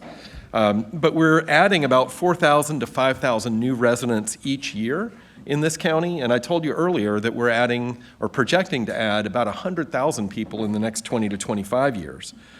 And combined with the need for redevelopment, that does present some unique circumstances that we have to deal with, and that makes housing affordability that much more of a challenge. We need to create enough housing to meet the needs of those new residents while still meeting the needs of the residents who are already here, those who are struggling to find a place to live. And you heard the stories about people moving to Pasco, to Manatee, to Hillsborough County, and the jobs will follow. We're convinced if that continues to happen on a major scale like it has. And we have to work hard at preserving the character of the communities that are here already. People have moved here, they bought in, and so there's an inherent conflict and just tension in accommodating those needs and still maintaining that community character. And it's not just a matter of providing housing. We need to make sure that all of our transportation options are continuing to serve those residents, including those who might not drive a car or might choose not to drive a car. The cost of owning a car is about $10,000 per year, and I think it's even higher than that more recently. And if that money can be shifted, maybe you have one car per household instead of 2 or 3 or 4, you can then pay a little more for your home, or you can pay for your education, or you can pay for other things. These challenges are bigger than any one government, and that's why we try to bring people together to maintain a sense of community that's welcoming and affordable while working together to solve these challenges. We're going to talk about how we build partnerships in this panel, and how we can learn from each other's successes, and how we can issue a call to action across all sectors of our communities, public, private, nonprofit, and citizens.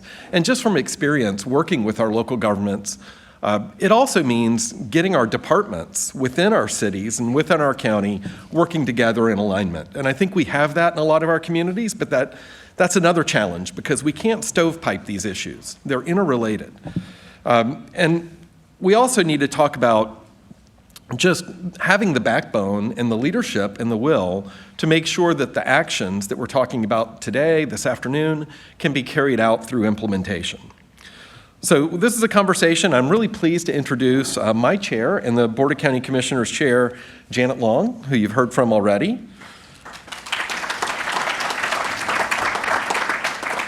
Mayor Ken Welch from the City of St. Petersburg. Mayor Brian Onk Sr. from the City of Clearwater.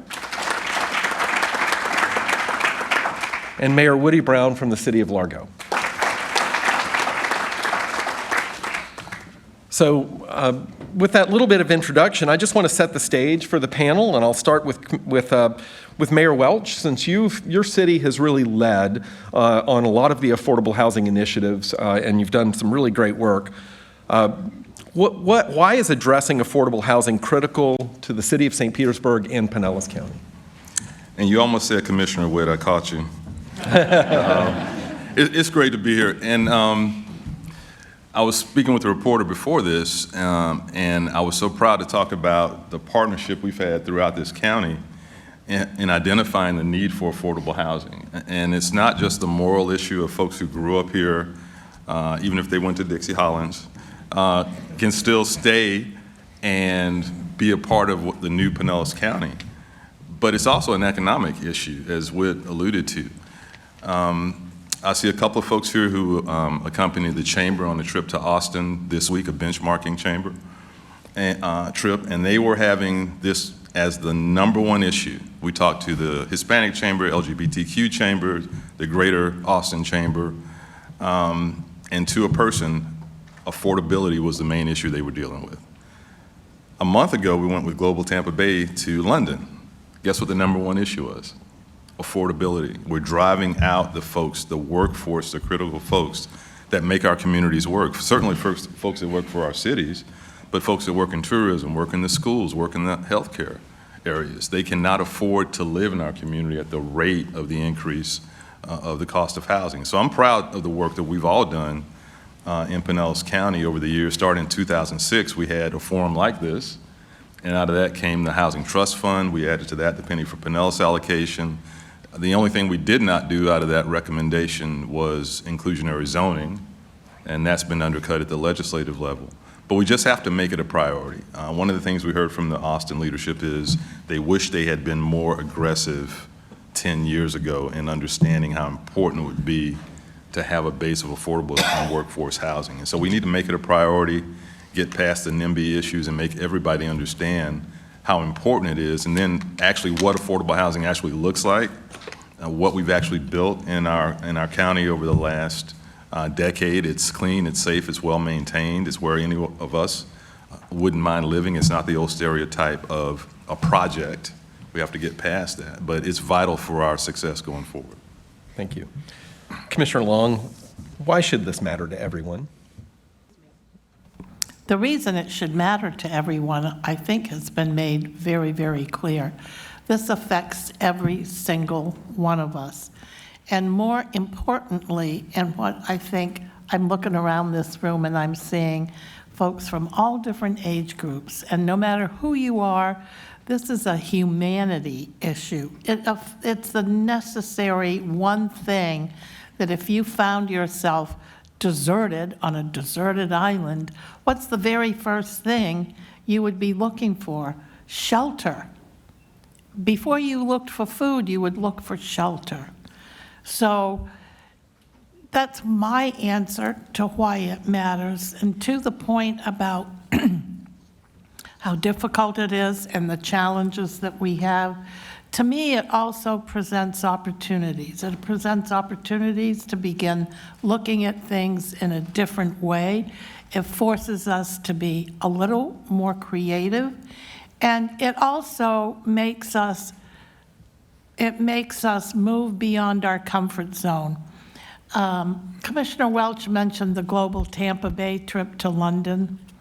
I just want to tell you from my perspective, one of the most important things that I heard, you heard me say this, Mayor,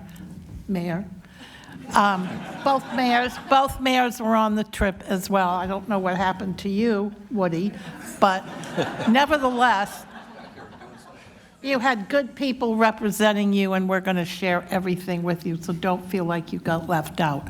My point is, we had the very distinct pleasure of listening to a woman who wasn't an old woman. She was probably late 30s, early 40s. She was the mother of twin boys. And she had worked in every department at J.P. Morgan Chase. So her reflection, and around the globe, by the way, did I add that in? So busy, busy, busy. The one thing she said in her 45-minute or so presentation that really resonated with me was, you must prepare to be a disruptor. Now think about that. Be a disruptor and be disruptive. Because if you didn't, in the new world that we're moving into with blockchain technology and AI, for those of you who don't know, that's artificial intelligence, those two things together are going to totally disrupt the world we live in today and the world of the future. And so that's why those things matter to me. I'm hopeful that that will matter to you in the same kind of way. And if it does, you will become passionate supporters of this effort as well. And that's what it's going to take. Because even though there are challenges, as I already said, it presents enormous opportunities. And I think that with the leaders in this room, we're smart enough to figure this out. We must figure this out. Mayor Brown, I've been really impressed with the work of the City of Largo and the direction you've taken in the last several years. Why did the City of Largo sign the Housing Compact? Because we don't, well, first of all, I'd like to welcome you all to Largo. Since it's a beautiful Central Park Performing Arts Center. If it stops drizzling, walk around the park at lunch. You'll appreciate it. And I appreciate the invitation to London next time. I wasn't in charge of that, just so you know. Largo understands that this problem's not going away on its own. Pinellas County was developed in a way that doesn't work in today's world, right? With some exceptions of some old historic downtowns where there's connected pedestrian networks and higher density housing and taller buildings, most of Largo and most of Pinellas County is that suburban sprawl. So we decided years ago that we need to focus on allowing density along our commercial corridors and encouraging density both of housing, employment, things to do, and services in our activity centers. So we've done that intentionally.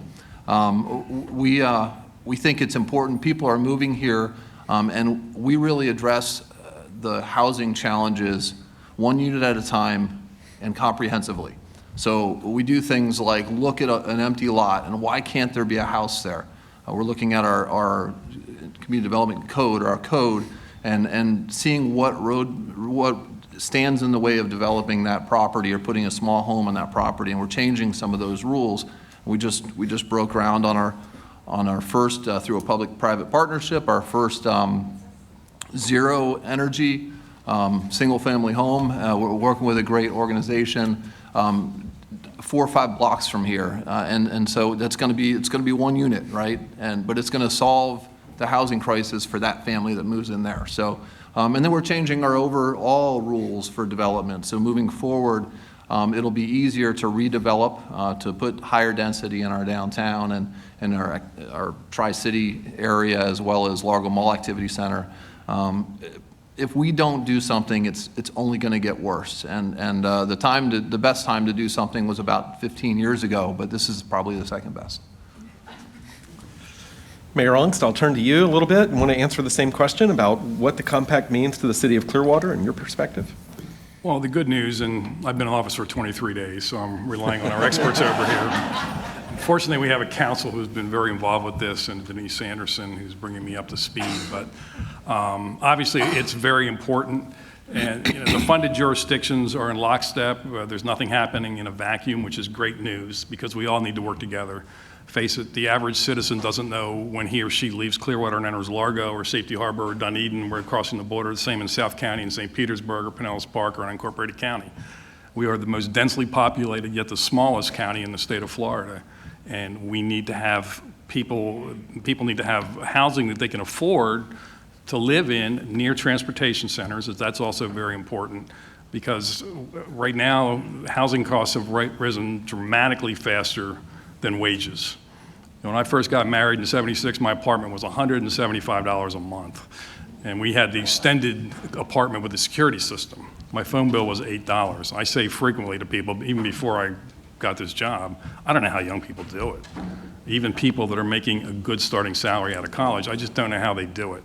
So it's very important, and I'm glad we signed this and we're working in lockstep with everybody, because it's everywhere. Like Mayor Welch said, in London, everyone we spoke to that was helping us, they can't afford to live in a city. Now, fortunately, they have a robust transportation. They can take the train or the tube in to work, which we don't have. So it's very important, and I'm looking forward to continuing the conversation with our council and our experts and with all the other municipalities to see what we can do to effectuate positive change. Thank you for that. I'm going to build on that discussion just a little bit. There's a road in Pinellas County that unites all of us here on this dais, US 19.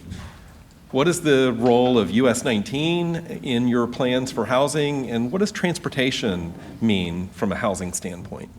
And I'll start with Mayor Welch. You've got the 34th Street high growth corridor down there that's US 19.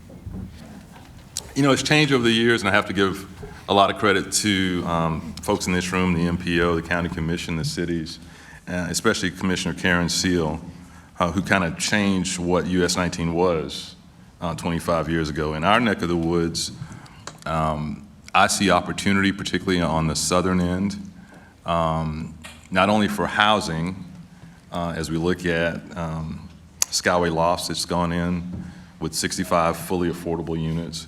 Are there more opportunities to find hotels or other retail that has changed its use and convert that to housing?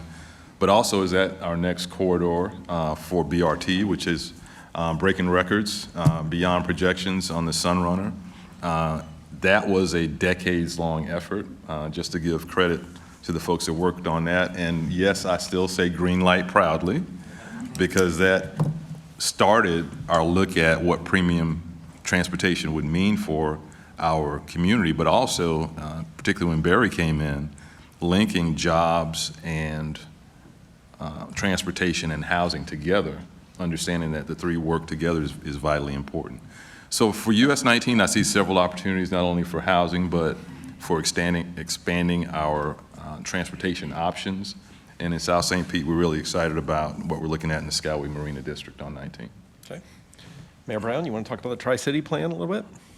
Absolutely. I'm going to turn my microphone on. Show off. While my phone bill wasn't $8 when I was a kid, it did take me an hour to get to Countryside Mall from Largo, where I grew up. And now that's like a 15-minute drive. I think Largo's right in the middle of the stretch of no traffic lights in US 19.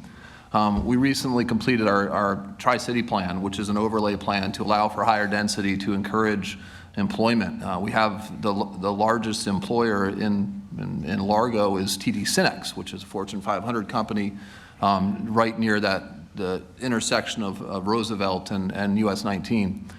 There's a lot of opportunity for development and both development, which is rare in Pinellas County, and redevelopment to energize that corridor there. We see a lot of activity already happening on the west side of US 19, right along there, and there's some exciting things, including a large affordable housing. It's got a mixed housing apartment complex coming that's got an affordable component. It also has a lot of really cool sustainability components that we've encouraged, and so we're excited for that.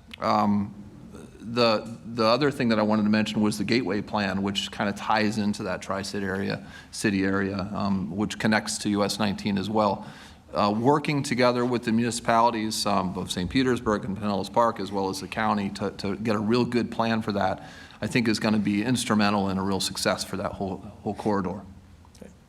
Mayor Ongst, Clearwater is US 19 is a kind of a second hub for the city. What are your thoughts about transportation and housing? Yes, it is. And south of Gulf to Bay, it's pretty built out with businesses and/or apartment and condo complexes. North of Gulf to Bay, between especially Sunset Point and Enterprise, there are a lot of apartment units going in right now being built.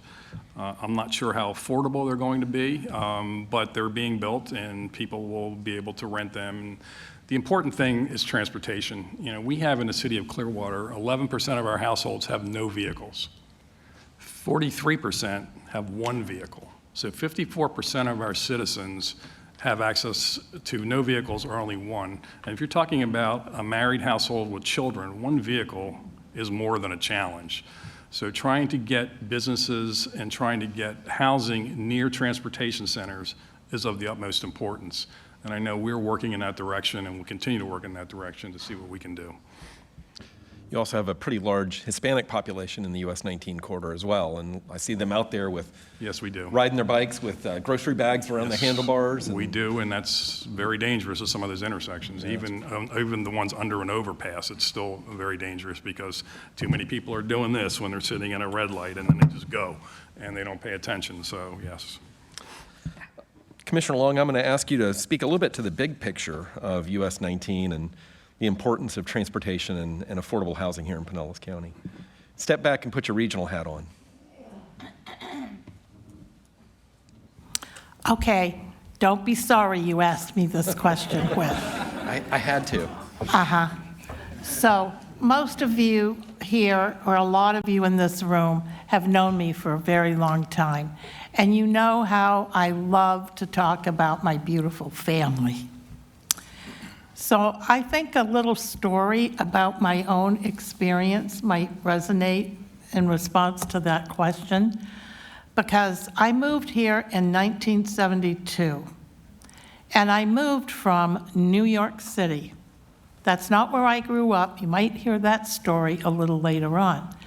But I moved from New York City, who has, I think you all might agree if you've been there, one of the most robust public transportation system in the world.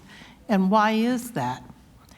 Because at the time that I lived there, it was a well-known fact, because I also lived through the famous blackout, some of you might remember that during the World's Fair, that in New York City, it's comprised of 5 boroughs. And every single day, there are 10 million people that travel from the boroughs into Manhattan, which is where I lived. And here I find myself, after living there for several years, in Pinellas County, Florida. I was all alone. I had a 3-year-old little girl, no job, and no place to live.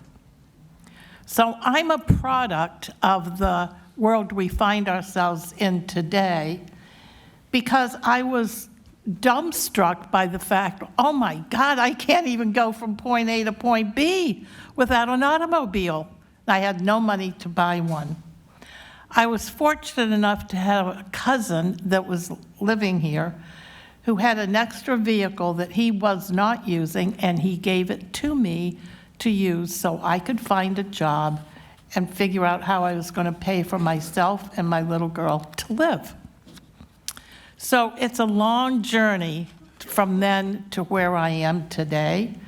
But when I first ran for the county commission, public transportation was my passion because I knew what it had meant or not meant to not have it. And so from then until just this very last few months, I have been and found myself on all of the regional transportation boards that we have in our region. It did not take me very long to figure out where the roadblocks were. And so, because I think of myself as Miss Fix-It, since I have a large family now, and I'm affectionately known to all of them as Granite, because I fix everything. I figured I could fix the transportation issue here too. Boy, oh boy. I was on the board when T-BARTA and their planners, you may remember my remarks about planners, Whit, came up with the 41-mile catalyst idea to unite our region. And it, started with the Sunrunner line in downtown St. Petersburg. I am happy to tell you that it only took 7 years to get the money together to put that little spine in place. You may remember I just said that was supposed to be the catalyst. It took 7 years to get that done. Now, behind the scenes, those of us that worked on those boards were working to, including our transportation secretary, and oh boy, I'm glad to see he's not here, because now I can tell you about him, who has been an enormous partner in helping us get that Sunrunner line done. Because it has been so difficult to work in Hillsborough County, to work on going east and west, I started cultivating relationships with our North County folks as well as our Manatee folks, and have gotten the buy-in, let's unite Pinellas and Pasco, and we'll bring that Sunrunner line right up US 19 into Pasco County. What a fabulous idea. And oh, by the way, we'll also bring it across the Howard Franklin Bridge, because we know that Brightline train that's coming into downtown Tampa is soon going to be dumping thousands and thousands of people into downtown Tampa. And I promise you, there are not enough taxis, Uber, Lyfts, and buses to get all those folks over to our beautiful beaches, which is why they come here. So we had a plan to take the Sunrunner over to the Howard Franklin, because they're soon going to be working on the West Shore interchange, and take it right into downtown Tampa, out to the airport, and out to Wesley Chapel, which was the spine that was supposed to start a united regional transportation system. That's the end of my story. More to come. It's not over yet.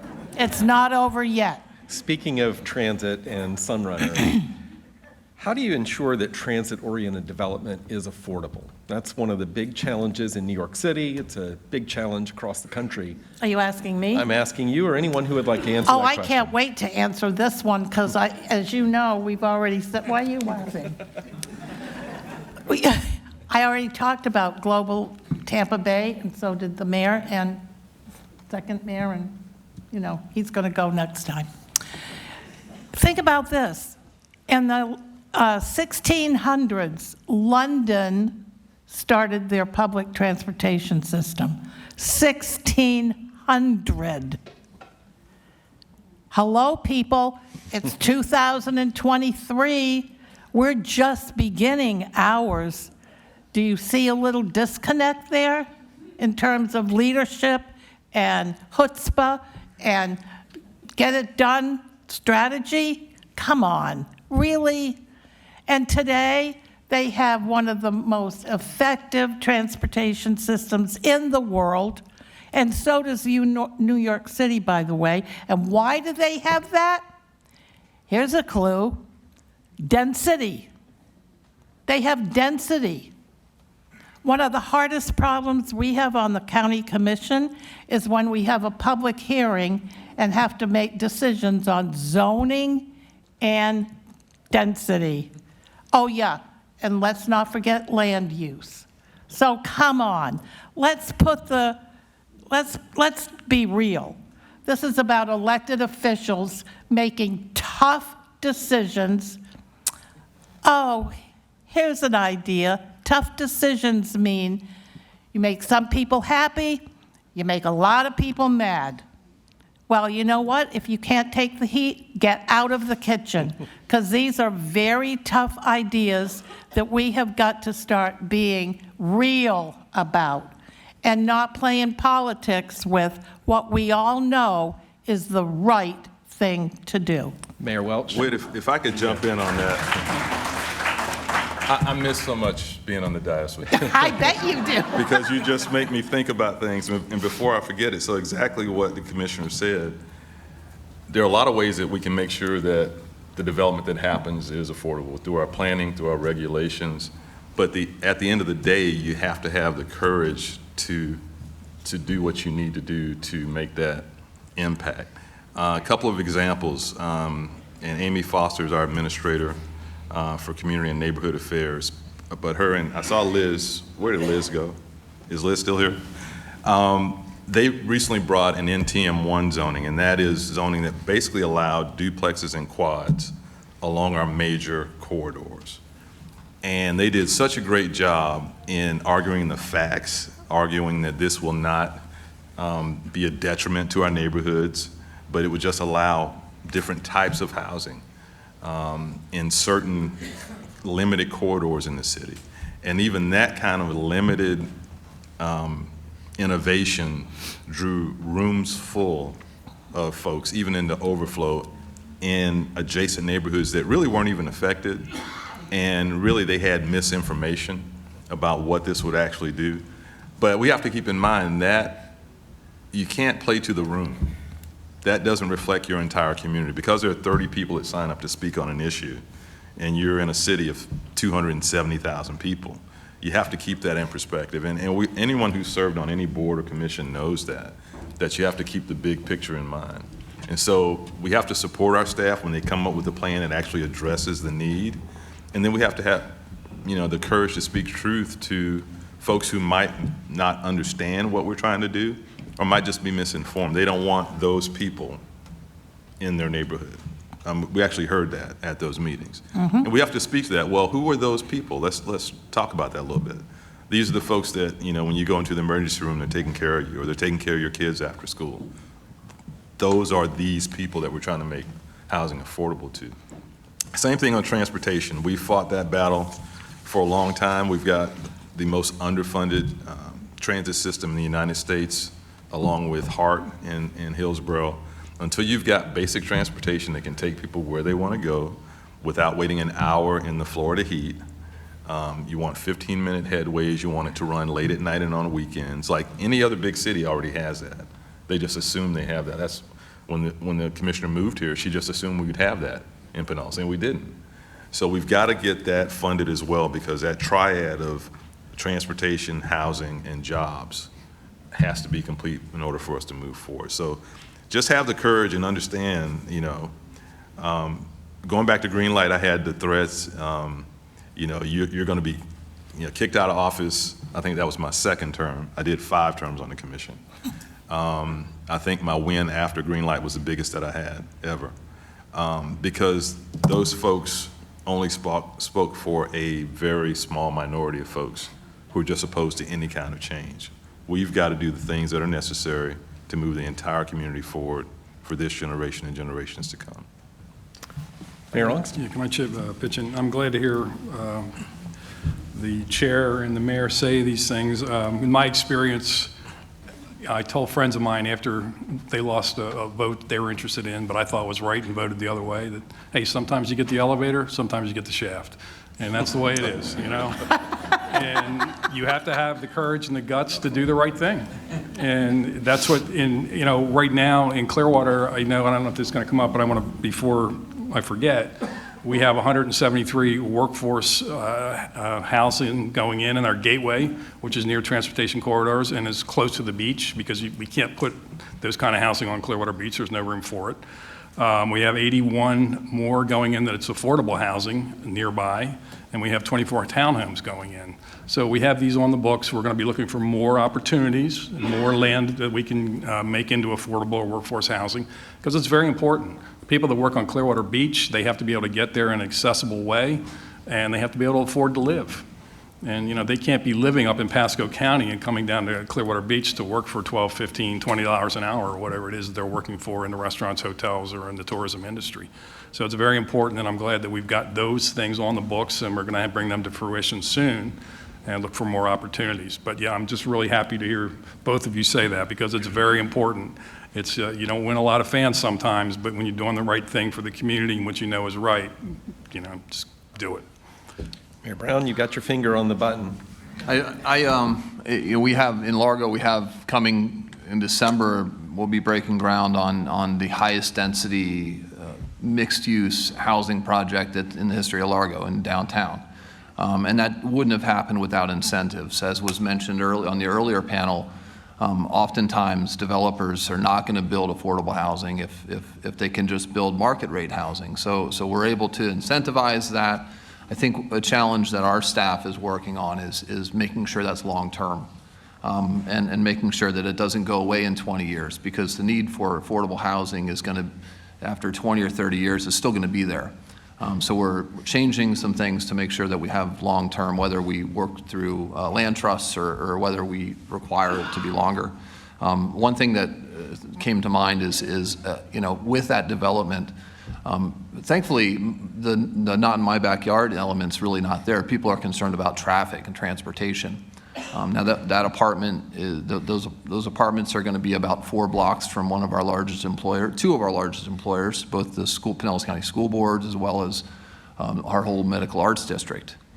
Most of the HCA employees, HCA is a teaching hospital, so many of those employees are there for a year or 2 before they move on. They finish their residency. So they don't want to buy a nice place, but they want to live in a nice place. So quality apartments mixed with that mixed use and affordable component as well is perfect, and it's going to keep people from having to live out in Feather Sound or over on the other side of the bridge.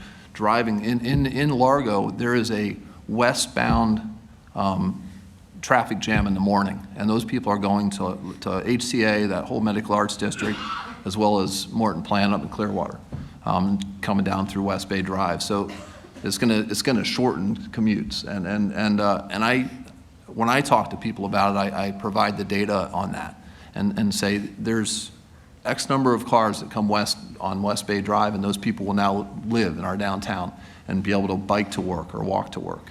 That's the answer long term. Housing touches on so many other issues, from resilience to healthy communities and whatnot. How do you get the private sector to leverage their support to help reinforce housing that's affordable, healthy communities, resilient communities? Anybody can answer this if you're interested. Well, I'll start because I was just talking about HCA. So I'm excited they were here today because I don't see them still here though. But HCA in Largo Hospital, what's actually HCA Florida, Largo Hospital, is one of our largest employers, and there's a real opportunity for housing. So I'm looking forward to getting in touch with them to talk about some type of partnership.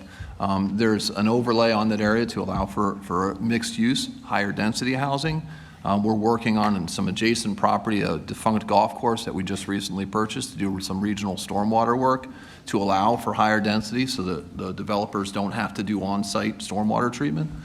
So working together with the businesses, there's a couple large employers in that district, working together with them because they have the land, it's their land, right? But working together with them to work towards some good housing for their employees down the road, but not down the road, right there on site. So I think it's exciting. Anybody else want to talk about leveraging private development? Mayor? Well, I think you have to make it a priority and make sure the business community understands it's a priority. I give great credit to our staff under Amy Foster. They've come to agreement on almost 1,000 new units. We were the first in the state to implement under House Bill 949, I believe is the number. Is that the number, Amy? 1399. Okay, y'all. Everybody knows what the bill is. Yeah. So Tibbetts Lumber, just north of Gibbs High School, under that law will now be converted or developed into 264 affordable units under the new state law. And so staff was really aggressive in doing that. And the private sector understood it was our priority. And probably the largest, we've got the first in St. Petersburg agreement with Habitat to create homeownership townhomes. And I told Mike a couple of years ago I was jealous because I think Largo had the first one. And so now we've got affordable townhomes coming online. And probably the biggest issue was our historic gas plant, also known as the home of Tropicana Field. When I came into office, we terminated the current RFP and issued a new RFP that was more focused on equitable development, more focused on the promises that were made to the historic gas plant community, and also emphasized affordable workforce housing on-site and off-site as a part of that. And we received 3 very good responses to that from the private sector. So I think if you make it known that as a priority for your government, that the private sector will be responsive. We've got just a few more minutes before I open it up to the audience, and I do want you all to get some questions ready. But let's talk a little bit about resilience. Can you do affordable housing and resilient communities? How do you balance that out? And I think, Mayor Welch, you just had the microphone for a second, but that's been a big issue in your innovation district as well. Innovation, but also in the South St. Pete CRA. And I still believe in equitable development. I believe that lower income communities are disproportionately impacted because they don't have the tools to build resiliency into their communities. And so we making that part of our plans going forward with the South St. Petersburg CRA, which was the first CRA in the county dedicated to poverty reduction and wealth building. That can be a funding source for helping folks make their homes resilient and giving access to resiliency platforms to folks who wouldn't otherwise have it. The other big issue that, talk about tough issues that we have to deal with is sea level rise and the coastal high hazard area in St. Petersburg, and all of our communities are impacted for it. We have to start incorporating the data that we know about what our community will be in the next 30, 40 years and have that resiliency mindset as we approach growth and where the density will occur in our community. So for my daughters and your sons and daughters, that we have made the right investment in the right places for them, and so that they can reap the benefits of what we know to be the case right now. We're also, with the Chamber, going down to Fort Myers in a few weeks to see how they are responding to being impacted by a hurricane. And I think that should inform us going forward. Mayor Onks, do you have any thoughts on resilience and housing affordability? Well, to back up on what Mayor Welch said is you prioritize not building in flood-prone zones or zones that are environmentally challenged. Try to maybe expedite permitting processes, grants, trying to get grants for homes, the hardened homes that are already built, to make sure that they are sustainable and resilient. So those types of things I know are things that we were looking at in the city of Clearwater. Mayor Brown, any further thought? Yeah, one thing when it comes to housing resilience that is important, I don't necessarily have the answer, but I want to put it out there.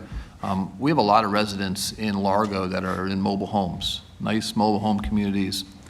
They're well above any floodplain, 60 feet above sea level, yet and 1,000 units in one park, right? And the percentage of year-round residents continues to grow as they move down here year-round. All 1,000 of those units have to be evacuated when there's a named storm coming. So figuring out how to transition these mobile home parks to similarly looking yet sustainable, resilient structures is something that is going to make somebody a lot of money sometime, I think. It's probably not going to be me, but I think it's something that has to be looked at. They like the model of having their own little space, their own little piece of dirt, rather than an apartment complex or condos. But it's not safe if there's a windstorm coming. So how we get to a new point on that, I know some of the older mobile home parks are being redeveloped into housing, but some of these are the owners live there, and so they'll probably still be there in my lifetime, and transitioning to something, whether it's a brick and mortar on the same footprint, I'm not really sure what that looks like down the road, but I think there's got to be an answer for that. There's thousands and thousands and thousands of units in Pinellas County. Commissioner Long, final word on partnerships. How do we use partnerships to advance these initiatives for affordable housing? In my mind, we cannot afford to not do whatever it takes to bring this community together on this issue. We cannot afford to not do it. And as Mayor Brown just said, it is not okay to say we can't afford it. That is just nonsense, and it's an excuse for people to shy away from the bottom line. And the bottom line is we cannot keep our head in the sand. It is okay, I think we can all agree, that it's perfectly okay if we don't all agree on X, Y, or Z, but it is not okay to be disagreeable about it and or bring your own facts to the table. Now, I know in the world we live in today, that is heresy to say that, but if you are the average citizen and you're doing everything you know how to do to put a roof over your head, food on your table for your family and your little kids and grandkids, pay for a car, pay for insurance, do all the right things, there is no bandwidth left in you to listen to the 24-hour news cycle that 9 times out of 10 is brainwashing us. I don't care what side of the aisle you are on. You cannot hear this garbage day in and day out, 24 hours a day, and not be affected by it. Because 9 out of every 10 things they say is facts that are twisted, facts that are not real. And for the average person who tunes in, to Fox or to MSNBC or any of those channels, it's very clearly slanted information about the politics. But this isn't about politics. This is about life and death. And if you don't believe in what everyone else has said about climate, about change, about resiliency, about sustainability, take a little trip out to Reddington Beach. When I first came here in 1972, there was about 25 to 30 feet of the most magnificent beaches out there you might ever want to see in the world. If you go out there today, let's say around the lunch hour, guess how many feet there are today? 4 feet. 4 feet. Now you wonder why we're working so hard on getting the Army Corps to change their minds about beach renourishment. That is the lifeblood of our community. Imagine what our economy looks like if all of a sudden all the beaches are gone. And by the way, if those beaches are coming right on up close to where people have their homes and they live, does it take a scientist to figure out that that's pretty dangerous for our citizens? In my head, it's life and death. Thank you, Commissioner Long. You're welcome. You have your opportunity now. So we've got elected officials on the panel. Are there any questions from the audience? I see one right up here. Is there somebody with a microphone? Corey's coming. I have to give a little credit to my friend here to the right, and I heard the word mentioned. By the way, I'm Scott Callis from the Suncoast Credit Union. But as far as insurance is concerned, homeowners insurance, are some of the plans for density and new construction, obviously to pass code, is there going to be an impact on stabilizing or reducing insurance cost to the state, can that be passed to homeowners, or do we need to reconstruct everything? Obviously, sea level rise, the state has a lot to do with this, I understand, but I just wonder how the new construction and density and affordability interrelates with home insurance costs. Any thoughts? I don't see anybody jumping to hit the button on that one. Insurance has been an issue for a decade that we've not been able to get our hands around. We've talked at the federal level, at the state level. I know what we can do at the local level is get our infrastructure right, particularly with our stormwater system to lower that. I think it's CSR rating. Is that the right term? That's what we can do locally, but we need, I think, a federal solution. And certainly we need our legislature to focus on what they can do to lower. I'm a Citizens customer, so if you're a Citizens customer, you've seen your new bill. That is a real issue that we need to come to some kind of conclusion on. I don't have an answer for it. Commissioner Long? I have an answer, but nobody's going to like it. Surprise, surprise. Some of you know that for 11 and a half years, I was the Deputy Insurance Commissioner of the West Central Coast of Florida. And then I went from that to being a member of the Florida legislature.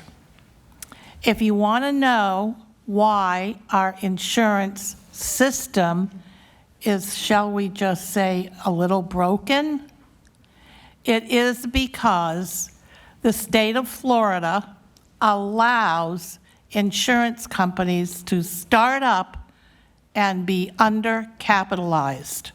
So you wonder why so many of them are going bankrupt and leaving the state. And when that happens, who ends up paying the bill? Hello, it's all of us. On top of that, one of the largest lobbying corps in the state capitol, I bet you can't guess who it is. It's the insurance industry.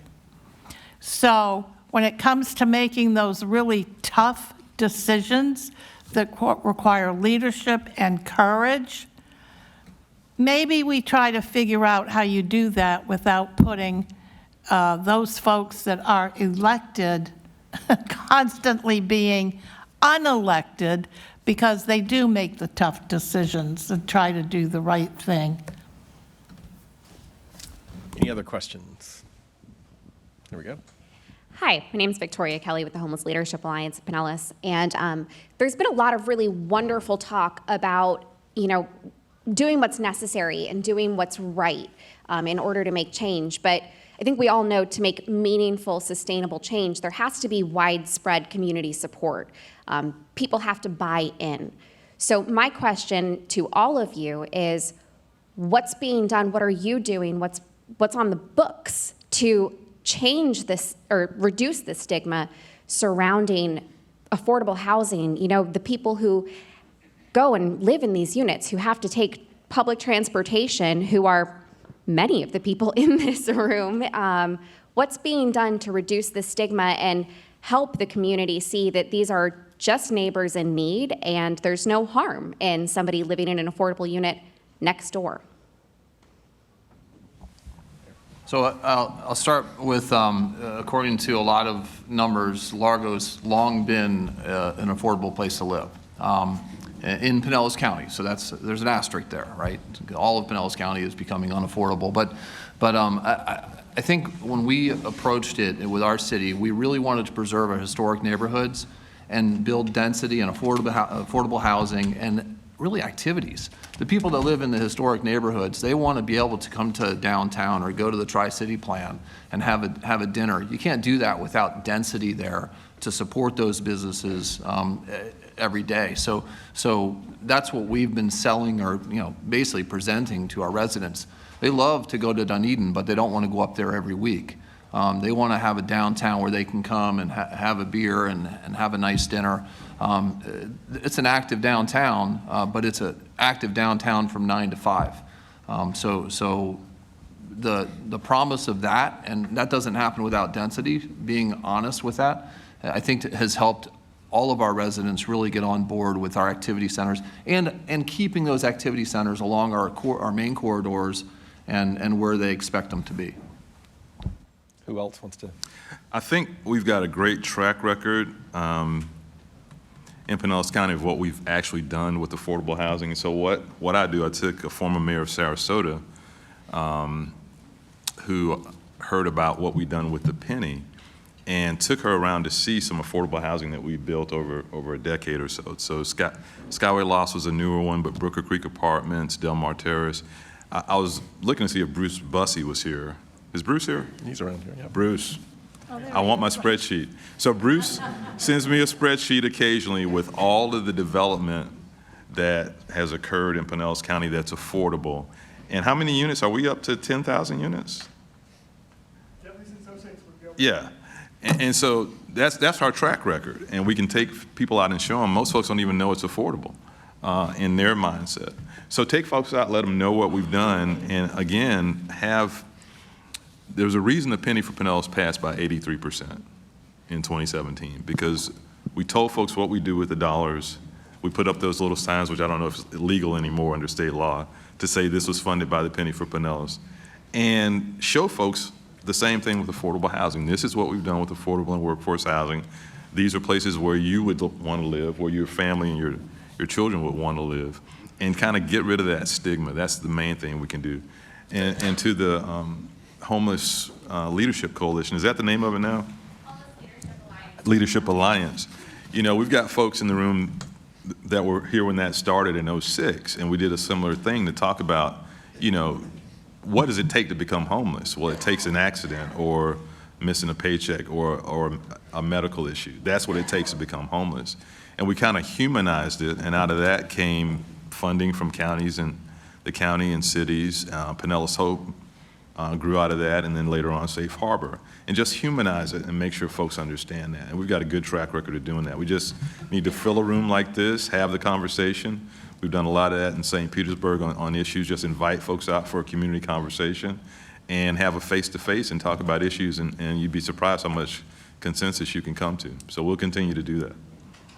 Anyone else want to tackle that question? All right, let's move on. Other questions right over here in the center.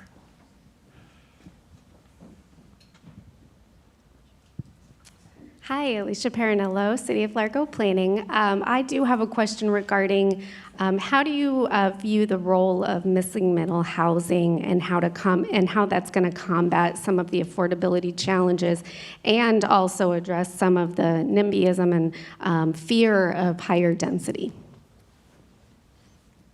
What was the first part of the question? I missed that. What role do you see missing middle housing play in combating affordable housing needs? Do you want to define missing middle, Alicia, since it's your question? Yes, okay.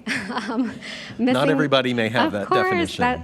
I'm thinking accessory dwelling units and sometimes tiny homes, townhomes, duplex, triplex. Some of those types of housing that is not necessarily the high-rise apartments, but serves as a better transition for community members that might have that fear of density. So do you see that being an important role in the community? Go ahead, Mayor. Well, obviously it can be. I'm sorry. It can be, but unfortunately we're a built-out community, so we have to find places to put those types of units. And you know, certainly that's a gap, especially as I talked about earlier. The average kid maybe gets out of college and maybe starts, you know, $65,000 a year or whatever, like we heard earlier from the HCA person. Excuse me. It's a challenge. As far as your NIMBY question, I think it's an education process, like the mayor said. If you take people around and show them actually where these workforce and affordable housing units are, they'd be surprised that, oh, really, that's what that is? It's not what, you know, it's not this crazy, wild place that I don't want next door to me. And again, in education, it's just strictly an education process. And the more you can educate, the more you can get people in a room, the more you can explain what you're doing and why you're doing it and what it's going to be, I think is going to overcome that eventually. Mayor Brown? I think that, you know, looking at our regulations and looking at places, you know, Habitat is building townhomes in Largo, and we had to really take a look at our minimum lot sizes with that project to allow for the right number of townhomes. 100% affordable, 100% owned by people, which is a great thing. One challenge I don't think has been mentioned yet today is a lot of those type units are being taken away from our market for residents by the short-term rentals in this county. It's happening in Largo, it's happening a lot worse in other communities. But getting around that, I mean, the state's putting policies trying to help tackle this affordable housing, yet not allowing cities to manage short-term rentals, which is taking away units that we can't replace fast enough. So figuring out solutions for that on a statewide or a countywide or citywide level is something that's going to be very important. Yeah, so less preemption would be a welcome thing. That's what I said. Yeah, I'm just reiterating what you said, reinforcing it. So the NTM1 zoning that our council recently approved speaks exactly to that. It's just adding duplexes, quads on near major roadways as a conservative step to try to address missing middle housing. And we have to be innovative and take risks. That might be effective, it might not. When it was tried citywide in places like Minneapolis, it actually increased the price of housing along with the quantity because there's no affordability attached to it.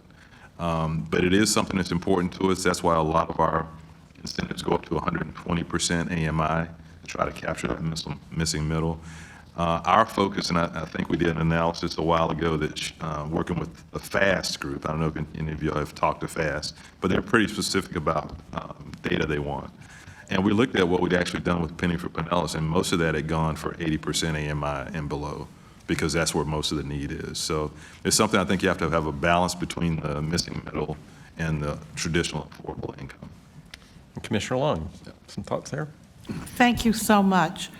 So to boil it all down, if you think about what we've all talked about today, it's actually can be summed up in my mind in 2 words, and that is quality of life. Quality of life, if you really think that through, is really the paradise that we live in here in Pinellas County. And with that said, living in paradise comes with enormous responsibilities. And so, when local government, who really provides the quality of your life in Pinellas County with its beautiful parks and roadways and picking up your garbage and doing all those things that individually you cannot do on your own. And we put those policies in place only to be marginalized or subverted by the state legislature. Let me promise you one thing.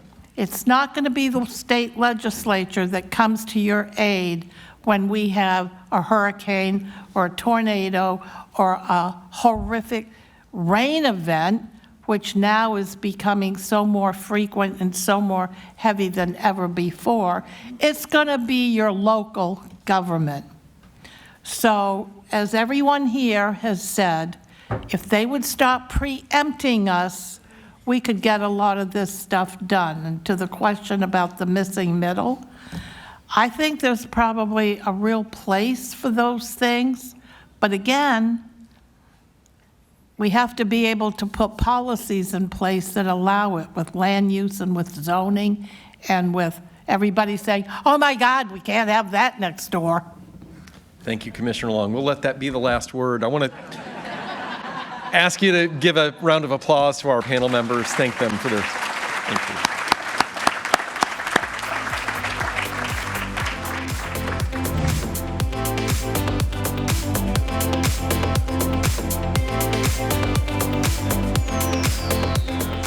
Please welcome Rebecca Stonefield, Strategic Initiatives Manager for Pinellas County Housing and Community Development. Good morning.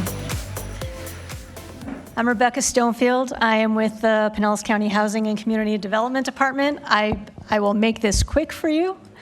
and we'll get you to your lunch and to a break coming up. So I am going to share a presentation, give you a little bit of context about why affordable housing is such a pressing need in the county.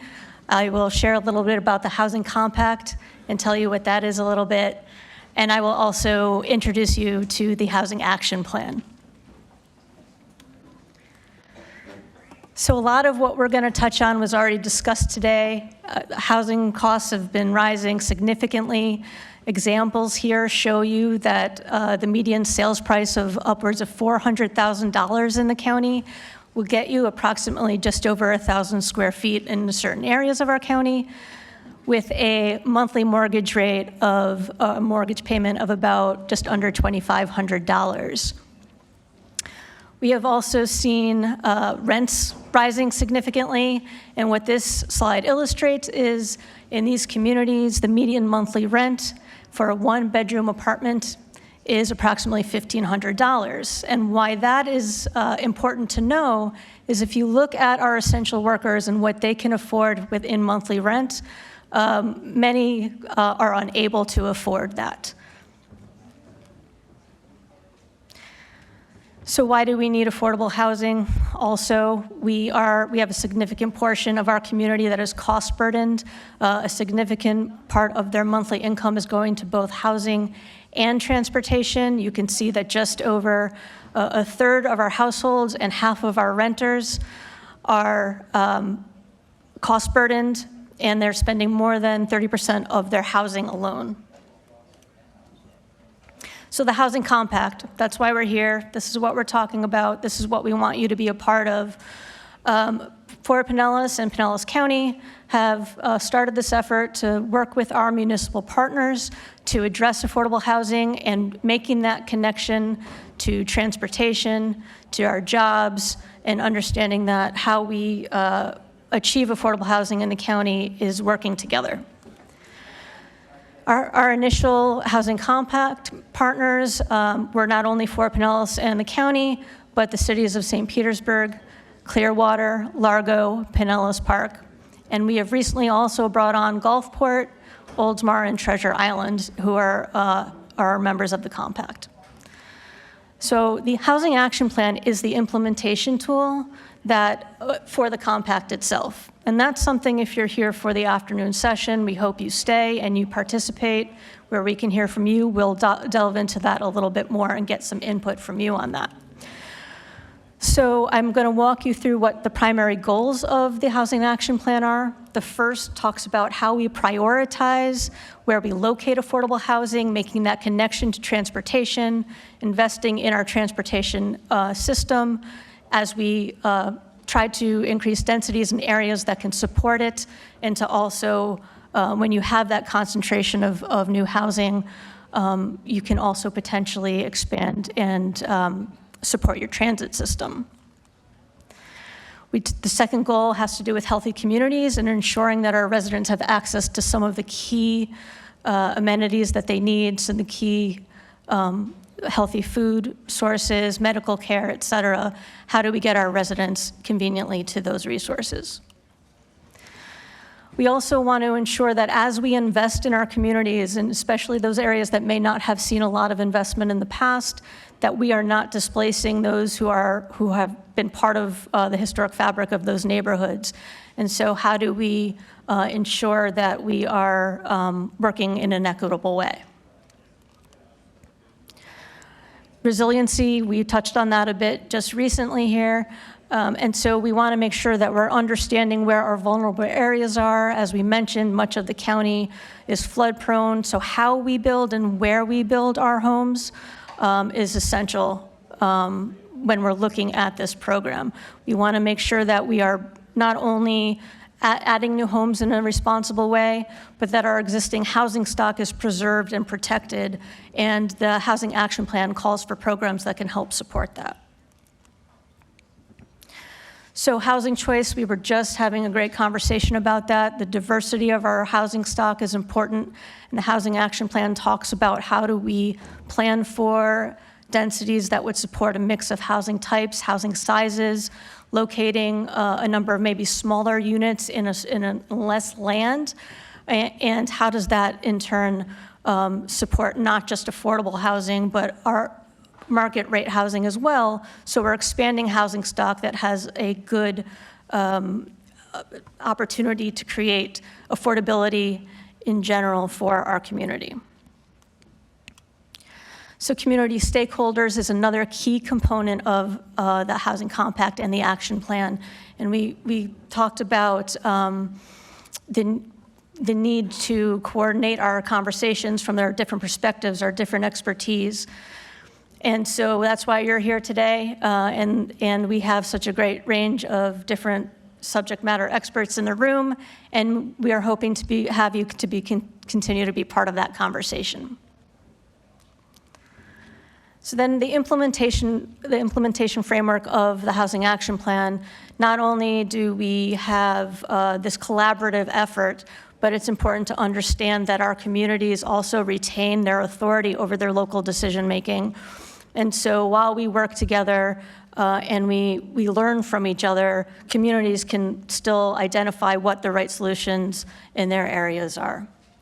And also I'd like to point out that the Fort Pinellas Board will be serving as that guiding entity to implement the Housing Action Plan, having representatives from all of our municipalities in that conversation and making sure that we're moving our action plan forward. We also have a shared approach where we want to make sure that we are working in unison towards a common target for how many units we want to preserve, how many units we want to create, and we want to make sure that we're using common terminology, so when we're talking about affordable housing or workforce housing or whatever it may be, that we're speaking about the same things. So communication and outreach is another key part of the Housing Action Plan. And we just spoke about NIMBYism a little bit, and what's essential here is that we coordinate that messaging across communities, that we make that messaging, have people understand why this is beneficial to the community and why they might choose to support it. We also want to make sure that we not only document our success stories because we want to celebrate our successes, but how can we learn from each other's successes and maybe adopt similar approaches that other communities are using. So making sure that we are communicating across partnership. Oops, excuse me. So data and resources, same thing. We want to be talking about the same data, consistent analysis, using the same methodologies for determining what our goals are and what targets we have, making sure that we have centralized mapping tools that are available that will allow us to measure success and track our progress as we implement the Housing Action Plan.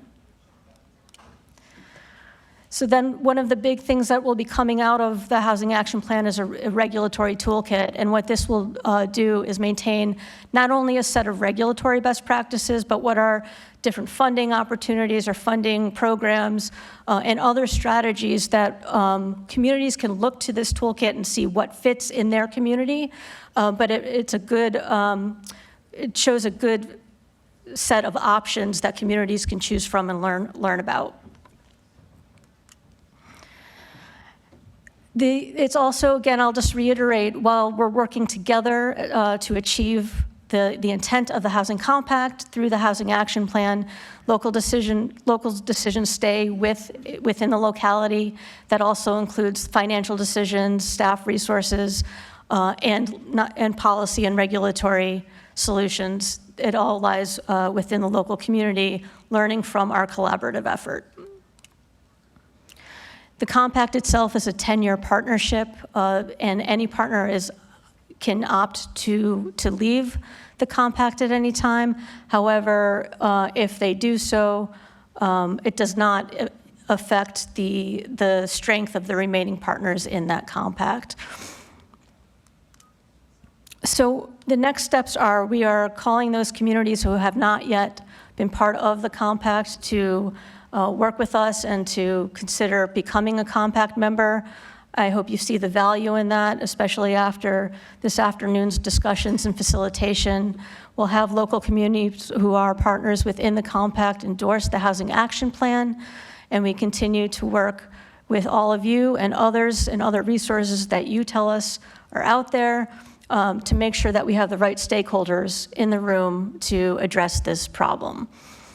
The facilitation this afternoon will allow you to delve into some of the Housing Action Plan goals a bit more and the specifics. The full Housing Action Plan is available on our Advantage Pinellas website, and I hope you have a chance to look at that. And I also want to point out that on all of the tables, we have a pledge. For those of you who feel that you can commit to being part of this process, we want to make sure we know you're out there, that you want to be a resource in this effort, and we can call on you and count on you to be part of the solution. So with that, we now have a brief break, and you can grab your lunch, and you can come back to your table with that, and we will have a lunchtime presentation with a legislative update. After that, we will have another short break, and our facilitation will begin. So thank you.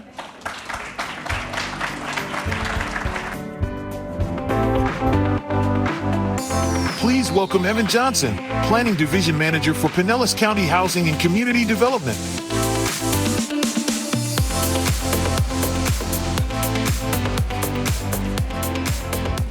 Good afternoon, everyone. I am Evan Johnson, your Planning Division Manager from Pinellas County, which you all just heard. I am here because this year's legislative session has been a really, really important one for affordable housing. But I can't tell you how important it has been, so I wanted to bring an expert in to do so. So we have asked Mr. Ashon Nesbitt, who is the CEO of the Florida Housing Coalition, to give a little presentation to give us an update as to some of the major initiatives that have been passed so far and what that might mean and how we can take advantage of them moving forward. Mr. Nesbitt is the CEO of the Florida Housing Coalition. He was formerly the Chief's Program Officer and Technical Advisor with the coalition, where he had led the Community Land Trust Initiative and also the Center for Racial Equity. During his tenure at the coalition, he's been a strong advocate, particularly of Community Land Trust, and was integral in helping create the Community Land Trust Institute, which shares information and certification throughout the state. Mr. Nesbitt has 2 master's degrees from the University of Florida. One from urban, and I knew that was going to happen. One for urban and regional planning, go planners. One for real estate, and also a bachelor's in architectural studies from Florida A&M. There we go. And without further ado, I'm going to have Mr. Nesbitt come on up and give you a little presentation.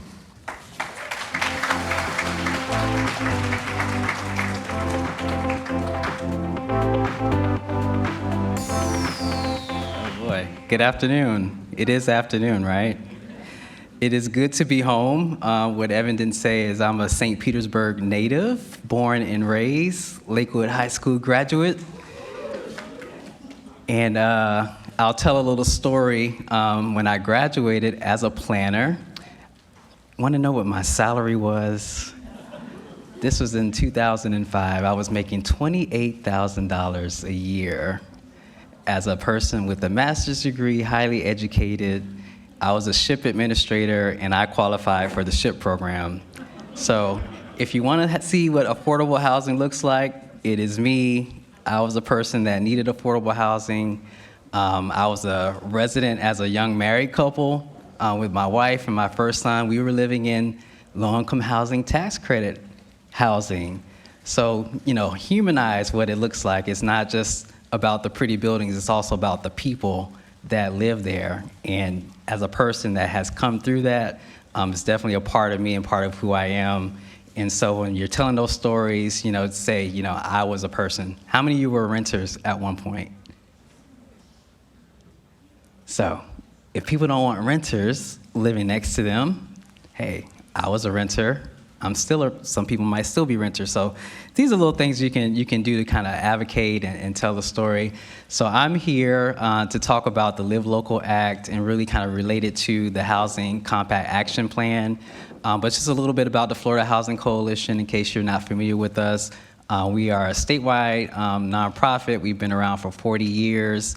Most of you know about the SHIP program, and people think of us as the SHIP people. We do a lot of the training and technical assistance, so we support all of your local governments in implementing those programs with excellence here in the local area as well as nonprofits.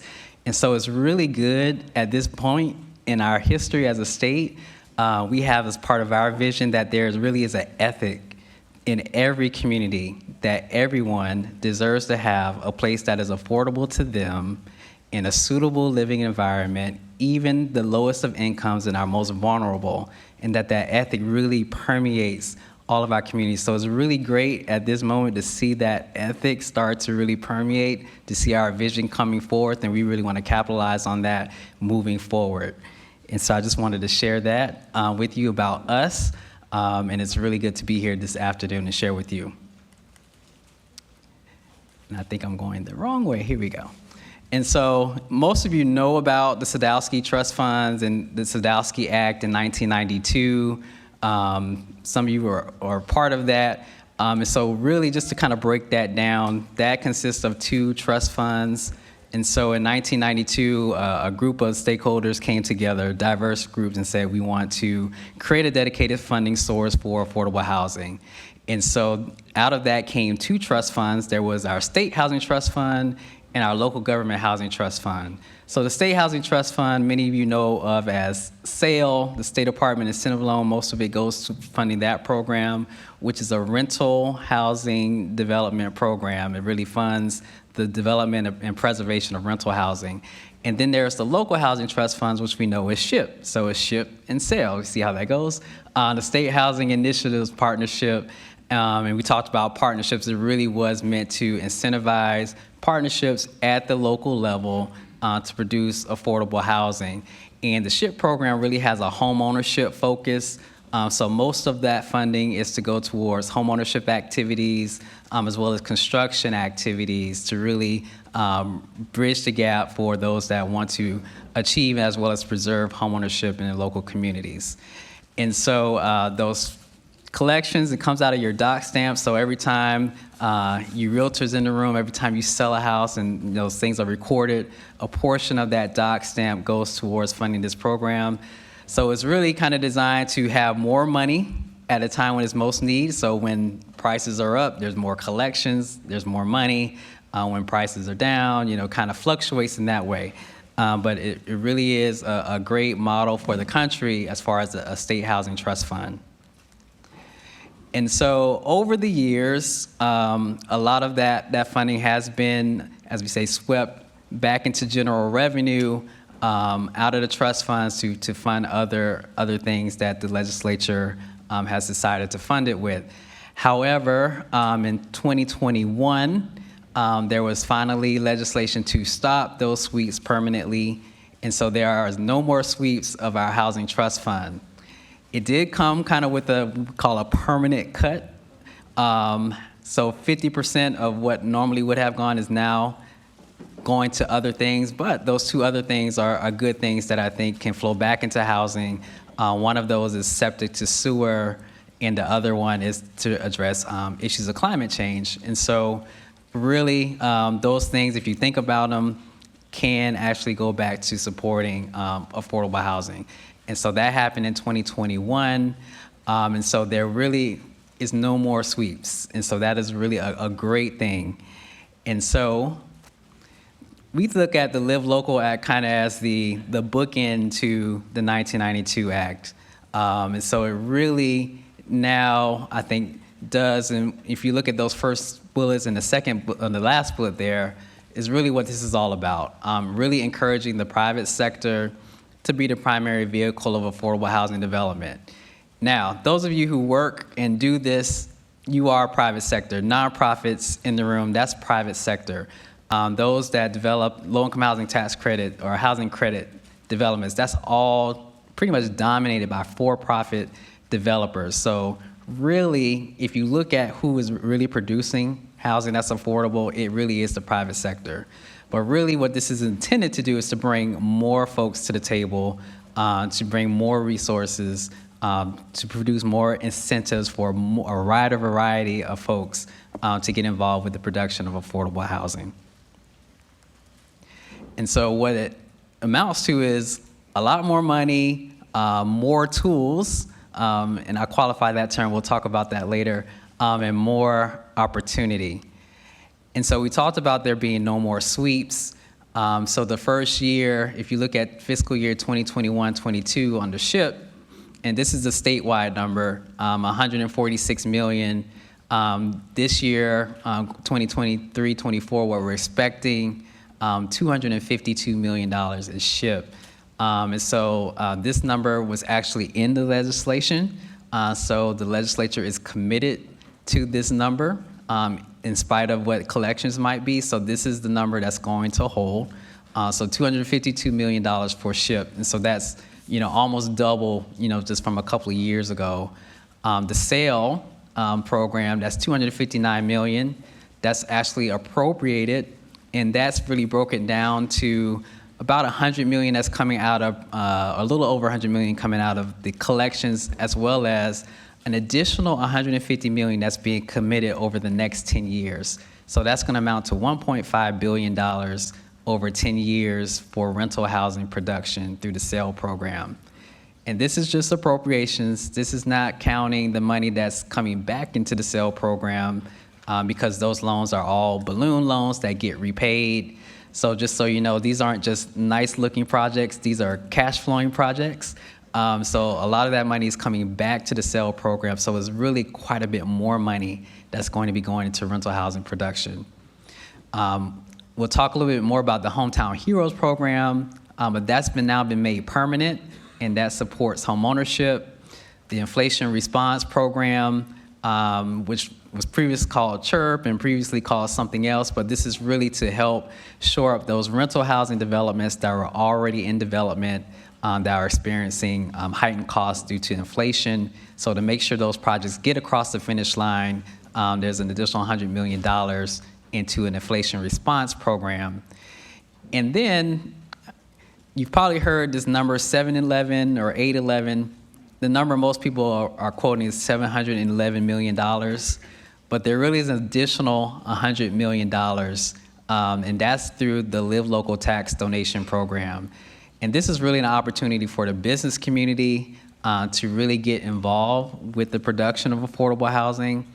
So this allows businesses to make a donation to the SAIL program in lieu of paying a corporate tax and paying their insurance premium tax. So this is a way for the entire business community to get directly involved in the production of affordable housing. So if you add all of that together, it's $811 million, which really puts Florida at the lead nationally in terms of amount of funding and investment into affordable housing. And this does not count member projects and some of the other things that are also going to come out of the legislature this year. So this actual number, if you add all the money that's going to affordable housing, it really is quite a bit more than this $811 million. So this is a banner year, historic year for affordable housing. So I wanted to start out talking about the Hometown Heroes program. Much of the funding is related to rental housing, but there is the Hometown Heroes program. This came out the previous session through a lot of advocacy from the realtors, but now this program has been made permanent. It's $100 million. So far, the program has assisted approaching 6,000 homeowners, which is significant.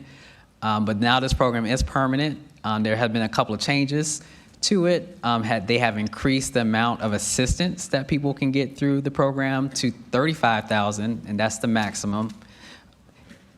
A really important thing, and I think this is really great in terms of advocacy. We're talking about who needs affordable housing or who needs the opportunity, who wants to be able to purchase and take roots in a community. Previously, when the program first started, I'll give the school board, for example. Teachers could qualify for this, but the full-time janitor could not qualify for Hometown Heroes. Now that's gone away. Essentially, any full-time employee of a Florida-based employer, and that's yet to be interpreted, but any full-time employee of a Florida-based employer can now qualify for the Hometown Heroes program. And I think that is huge, and it really makes a statement as to who really makes up our workforce. So when we're talking about workforce housing, it's not just the teachers, the nurses, it's also the nurses' aide. It's also the people that clean the rooms at night. All of those people make up our workforce. And so that's really important. The other thing is that they've increased the limit, the maximum income limit to 150% of AMI. And so what does that mean for Pinellas County? For a household of four, a household making a little over $120,000 a year can still qualify for the Hometown Heroes program, which is really great. And so I just wanted to show a picture here. You see on there, there's a one-story structure and a two-story structure on this picture. So the one-story structure, this is the listing off of Zillow right now. And this is in the Childs Park area of St. Petersburg. This one-story house right there is selling for $225,000. And so it's not very big and needs some work. But if you think about, what a person or a household can afford, this is probably what they're looking at if they want to purchase an existing home in St. Petersburg. Right next to it, what looks like a single house is really a duplex unit. And so we started talking about missing middle and what that looks like and how it fits into a community, and how this can also create greater affordability without changing community character. This is an example, and this is just from a random picture on Zillow, so that you can kind of see, what it actually looks like. And so when you start coupling things like Hometown Heroes with land use flexibility, you really start to fill that gap in affordability. And so where is this additional $150 million in sale going to go? And before I talk about that, you can kind of see that background picture there. This was a vision that we did with the city. This is the Skyway Plaza. How many of you know about the Skyway Plaza in South St. Pete? So a few years ago, we got a nice little grant from Fannie Mae to look at how we can repurpose vacant retail into housing. In turn, was we look at it as an eyesore into asset. And so that's kind of like a vision of what it could look like if that, vacant retail was turned into housing. Could be quite a beautiful experience. But thinking about that additional $150 million in sale, and that's kind of one of the things that they're looking at targeting with that. So rehab and new construction, urban infill, mixed-use housing, and housing near military installations, that's where at least 70% of it is going to go. The other 30% for public lands to address the needs of our elderly population and those that are aging out of foster care, as well as those in rural communities of opportunity. And so if you're thinking about where this additional $50 million is going to go, start thinking about projects and where you might want to focus your local funding to take advantage of this additional funding that's coming through the SAIL program. So in addition to that, there's some new automatic property tax exemptions. So one that I think is going to be very important, land that's owned entirely by nonprofits and leased for a period of 99 years. That land, the value of that land is now going to be totally exempt, which could really make a difference in affordability on the home ownership side, particularly, as well as probably make some rental deals pencil out as well. So this is something that's a new automatic property tax exemption to take into consideration. And we talked about bringing other folks to the table. And so this is another incentive that's now going to be in effect to bring other folks to the table. And this is aimed at projects that are not working with Florida Housing Finance Corporation. And so large projects or developments of 70 units or more will also be eligible for an automatic property tax exemption based upon the number of affordable units that are provided. So for those units that serve 80 to 120% of AMI, will get a 75% property tax exemption for those units. And units that are serving less than 80% will get 100% property tax exemption just for those affordable units. And so this is really is an additional incentive for those mixed income developments to happen, and happen even without the assistance of Florida Housing Finance Corporation. And so we see this as incentivizing partnerships, building mixed income housing. So the automatic property tax exemption is another tool that can be utilized for that. That's a picture of the ARIA, which is an example of what that could look like in your community that's being supported by Pinellas County. So this is what mixed income housing looks like in your community. The other thing here is this local option property tax exemption. And so this is something that did not exist before, the ability for local governments to provide a property tax exemption incentive for affordable housing. And so this authorizes local governments, this is an option, to provide property tax exemption for certain projects. And so to be eligible for this, the state has said it has to be, at least 50 units or more, and at least 20% of those units affordable to households at 60% of area median income or below. And we know that the biggest need in rental housing is at that 60 or that 50% of area median income and below. And that really is not a low income. That's really, around $30,000 to $40,000 per year. That's a professional job. That's a call center job. That's a medical assistant job, in this community. So if you think about that, what does that look like? That's what it is. And so, to be eligible for this is what it lays out. And this is an option for local governments to implement. It could be a way to kind of have an immediate impact. So this can apply to existing developments that are already here, to incentivize those property owners to provide some of those units as affordable. And so, that's something to take into consideration. Of course, you'll have to think about, all of this, how this impacts, and this is for you local government folks, impacts your collections. But, you're investing here, but what are you gaining on the other side? If you invest through the exemptions, through property tax, lower property taxes, but now you have folks that can live closer to work, that can spend more money in businesses, so you recoup on the other end probably much more than what you're incentivizing here. So it is something to think about, but you do now have that option. And then for developers, if that option is made available to you, encourage you to opt in and really think about, those units that might be vacant. How could you now get some income flowing, at least, and take advantage of this property tax exemption?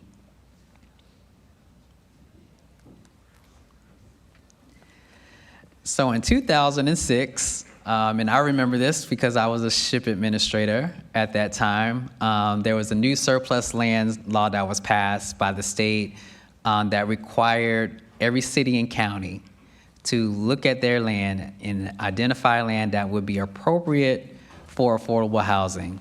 And so looking at land that maybe the local government was not using, had an obsolete use, but could be appropriate for affordable housing. And they were required to do that at least once every 3 years, and put that on a list, talk about it in a public meeting and adopt it by resolution. But it really was meant to look at land and figure out how we could utilize our public land as a resource for affordable housing. And so the new law expands on that, and now that applies to dependent special districts. So local governments will now need to coordinate with other dependent special districts to really add more land to that list. So think about primarily this is CRAs. Many CRAs are already in the business of looking at land for affordable housing, but it requires them to take a look at their existing land holdings for those that are appropriate for affordable housing, housing finance authorities, public housing authorities. If you look at the list of those, and you can get this through the state, there might be some library districts on there and things like that. So all of those folks will have to coordinate with local government to create a new list, and this has to be done by October 1st of this year of land that's appropriate for affordable housing. And the additional thing is this now has to be posted online, requires it to be posted online. This was not a requirement before, but that is a huge step in the right direction, I think. And then encouraging local governments to adopt best practices, which includes establishing the eligibility criteria, creating a process. I think St. Petersburg does a good job with that with their lot disposition program. That's an example of, how the state is saying this is what is a model for other local governments to follow. And then ensuring long-term affordability through ground leasing. And so again, keeping that land permanently out of the speculative market through ground leasing is a best practice that's being supported through this legislation. And so what does that mean? I think this really is an opportunity for new partnerships, particularly with nonprofits. If you take that, the ground leasing and the property tax exemption for nonprofits, I think this is a great opportunity for those partnerships to form with higher capacity businesses to build affordable housing, which then builds the capacity of your nonprofits to do other things and really kind of brings more resources to the table. And so Pinellas County is really in good shape. Just for example, the county operates the land trust program. There's Bright Community Trust that came out of the Pinellas County. So this really is a option that's already in place, and this is not new to Pinellas County. Encouraging you to expand upon that so that you have those permanently affordable units and more of that here in the county. And of course, we're a big supporter of the community land trust model. Throughout the state, there's over 20, we're approaching 30 CLTs in the state. And this is really, most of these are focused on home ownership. So this is really, I say, a tool in the toolbox, an option to create home ownership, to get those that would otherwise be renters into home ownership. So this is not to replace fee simple home ownership. This is to provide an alternative to renting, particularly for those that otherwise could not purchase in your community. And so we really promote that, and you already have that in place, and encourage more of that to happen so more folks can get into home ownership that otherwise could not. And so one of the things, and we've heard about some of the things that's been happening at the state level, and I like to look at this as a tool. And so affordable housing in commercial, industrial, and mixed-use zones. And so you'll hear a lot probably today about corridors, and we need to redevelop our commercial corridors into more mixed use. And so this is really a tool that can help move that along and accelerate progress towards that. So if a rental project, and that's defined as a multifamily project or mixed use in any area that's zoned commercial or industrial or has a mixed use zoning in a mixed use zoning district, if at least 40% of those units are affordable to households up to 120% of your area's median income, and they're committing to long-term affordability, and that's 30 years at the minimum. And if it's in mixed use, at least 65% of that development is residential, then what happens? That development is entitled to that use. They're entitled to the highest density that's allowed in the residential district, so they're entitled to that highest density that's allowed, and they're entitled to the highest height currently allowed for commercial or residential development within 1 mile or 3 stories, whichever is higher. Now, to talk about that just a little bit, additional provisions still apply. So even though they're entitled to this, they still have to meet your other requirements for setbacks, for parking, for floor area ratio. All of that stuff still applies.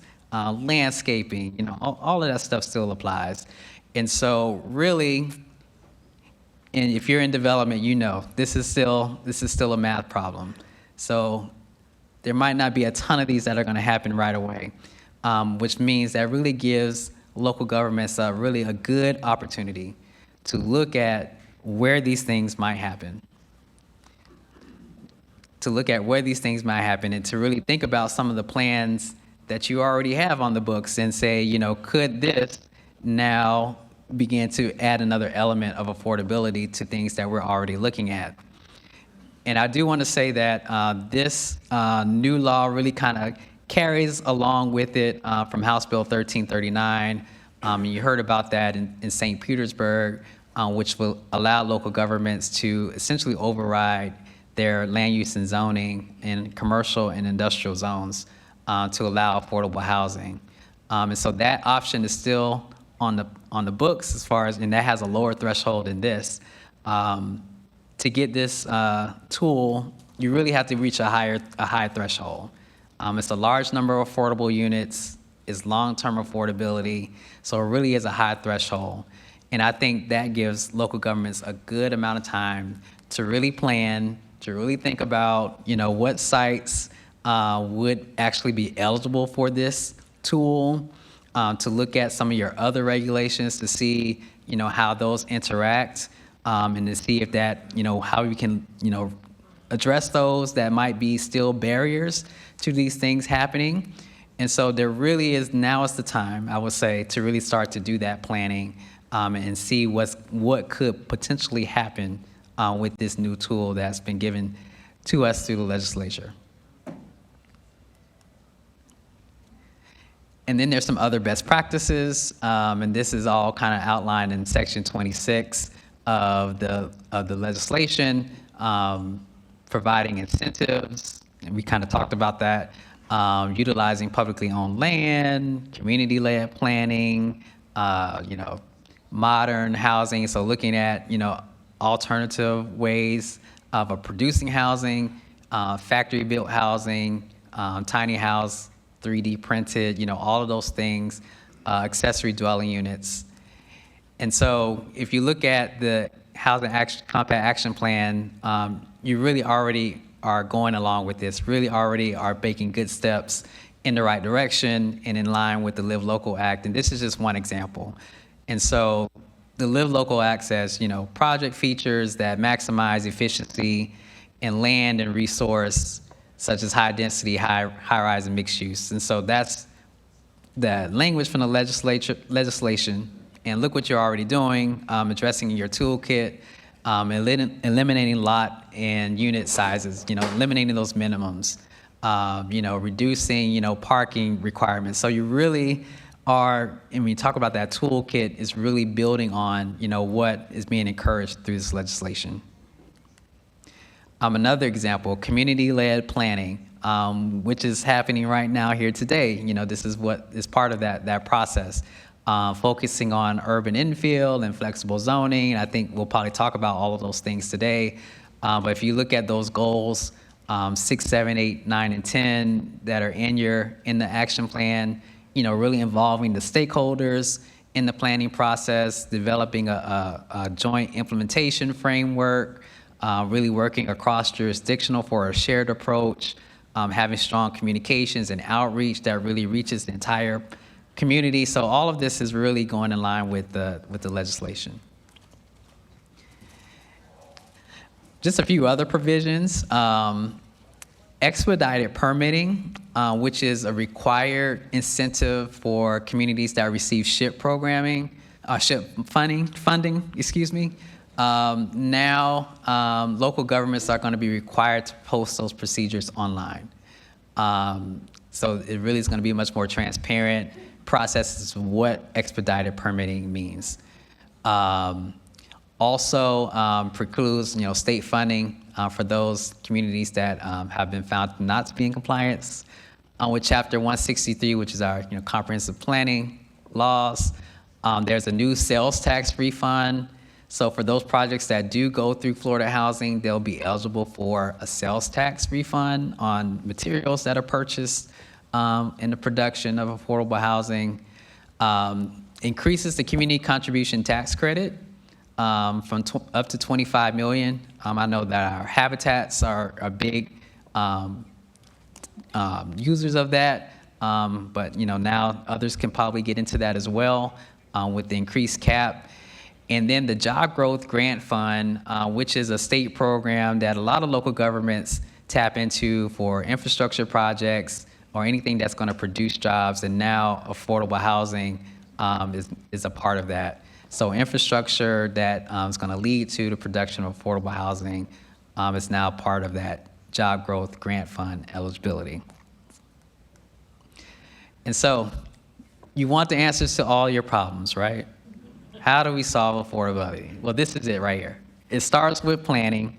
So land use planning, comprehensive planning, consolidated planning, all these plans, making sure that they're all consistent, but really make sure that they really do address the needs of your community. And then it can't happen without money. We need money. So financing, and local financing as well as private financing to produce it. And then once it's produced, we don't want to lose it in 10 years and 20 years. We like to promote permanent affordability. And it takes a lot to produce housing, so we don't want to lose it in a short period of time. So this is the formula. So if you want to know how to create housing affordability, it really is this simple. Planning, financing, and long-term assurances equals affordability. So take a picture of this so you remember this, and you can use this in your conversations. Oh, somebody was taking a picture. There you go.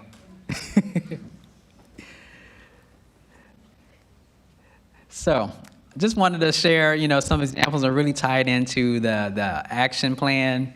And so one of the goals of the Compact Action Plan was corridor planning, and I really like this. We're looking at those multi-jurisdictional plans. And so you saw that transit map there, looking at those high-frequency and planned high-frequency transit corridors, and then also looking at where the jobs are and where they're planning going to be. And so if you look at those corridors, alternate 19, US 19, Roosevelt and East Bay, and I just threw in there Almaton Road because that's where all the jobs are. Looking at, kind of corridor planning around those and building housing into those transit plans to get housing near transit. So if you think about, housing opportunities and, things of that nature. And so this really touches on that. And I think it's great that this is goal number one, because I think it ties in every other goal after that. And so just a model corridor. And so your staff is really doing great things and moving in the right direction. And, alternate US 19, and this is a corridor transition plan that's in process. And I just wanted to talk about that in light of the legislation, but also in light of the plan. So on this map here, I tried to use my little Microsoft Paint to draw a line where that corridor goes. But this comes from PSTA, I believe, in the Fort Pinellas plan. But this, you can kind of see it. The orange areas are places where there's a high concentration of folks that do not have cars. And so if you think about, where transit needs to happen, but also where housing needs to happen, this is where people, who don't have cars currently live. And so really, if you look at alternate 19, it touches on a lot of those places. And so this is really a good place to start when we talk about corridor planning. And so now marrying the transit with the housing. So looking at sites along there, how many sites along that route might qualify for the height, density, and use tool, and really kind of planning those and doing some planning around those, doing some site testing to see, what could happen, with those particular sites. So this is really an opportunity for that. Strategic site acquisition along there, being, proactive about acquiring sites along there if those opportunities exist. And then, taking them out of the speculative market by owning them permanently, whether it's the local government directly or in partnership with a nonprofit, a community land trust that now owns those properties, and they're now permanently out of the speculative market and affordable forever. And so one of the tools in the toolbox is accessory dwelling units. And I thought this was an interesting tool to kind of look at in light of this corridor, because all of the jurisdictions along there, if you look at their codes, allow ADUs in some way, shape, or form. And so this really is an opportunity for that multi-jurisdictional planning, looking at the residential communities along that route. So a lot of them are kind of that suburban development pattern with ranch style. They don't have the alley access. So these are areas you might not necessarily think work for ADUs. But there you kind of see some pictures of what could happen. You could still have an ADU in the backyard. Someone could convert a garage. We all use them for storage anyway. We don't park our cars in there. That could then become housing.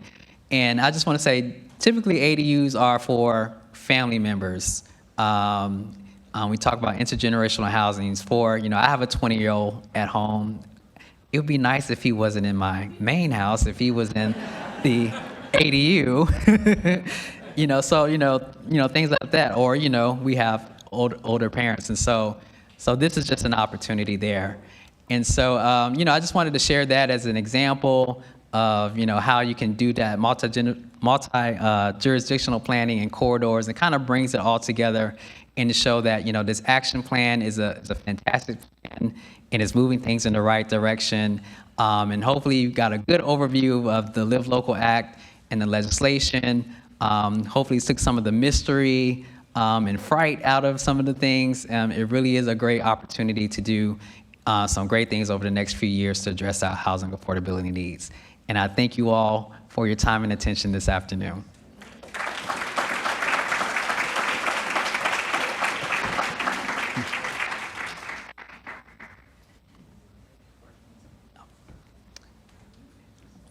And I think I can stand and take some questions.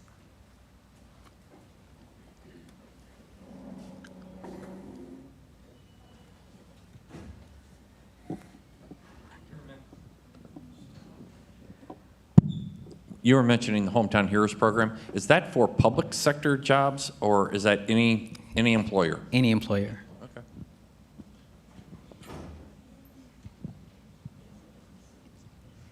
Hello. As the mayor mentioned earlier, we have a vast amount of mobile home parks still throughout Pinellas County, and we are very susceptible with wind and water here.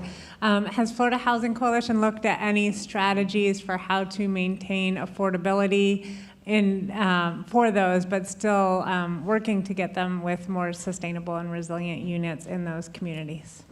Good question. And I will invite you to talk to CJ Reynolds, who's in the audience today. But for sure, I think the first thing is, with the mobile home parks, again, it's kind of the same approach. Getting control of them is really the first step in that process, whether that's the local government or really empowering the residents to get control of those parks. I think that's the first step, again, taking it out of the speculative market so you can really do what you want to do with it. And then, thinking about that in light of, flood risk, in light of, all of those other things, and really, whatever gets rebuilt there is really rebuilt to address flood risk, but also address energy, address, all of those things together as part of a long-term plan for repositioning those things. But I would say the first step is, getting control of them. And, if that requires, some funding or some assistance or working together with your mission-based organizations to get control of those properties.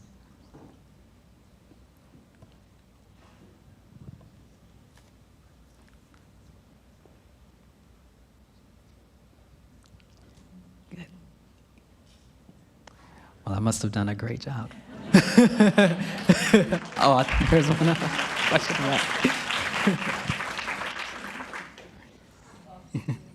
Thank you. It's all right. Hey there.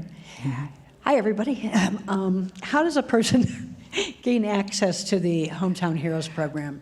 Where do people apply for that? Good question. Sometimes they're not that easy to find. Good question. So it is not a standalone program.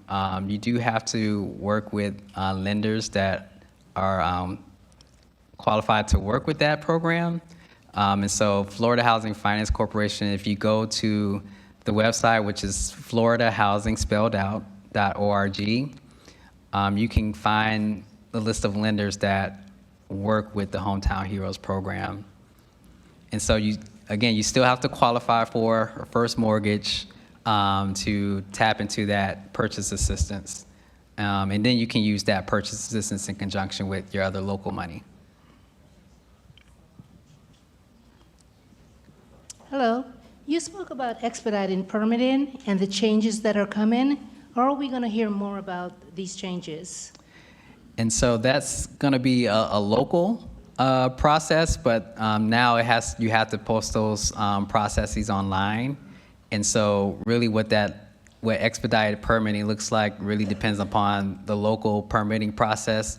And, at those points where, any type of review, and that's kind of the overall thing, whenever there's a point of review that, affordable housing goes to the top of the list. And so what that looks like really depends upon every local jurisdiction's process.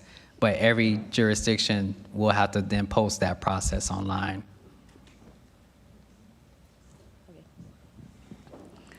I have a question, Ashon. Can you tell me, there are a lot, we talked about the public sector owning a lot of land, but a lot of churches own a lot of land that is sitting and just sitting, and I call it land banking. They're not doing anything about it. What would be some of the suggestions of a public-private, I would say, partnership to get some of these churches to move off of this land? Because we have a tremendous need for land, but a lot of churches are sitting on a lot of land. Great observation. First thing I would say, looking towards next session, if you want to advocate for something, they put institutional into HB 1339, which would then open up those opportunities or at least incentivize them.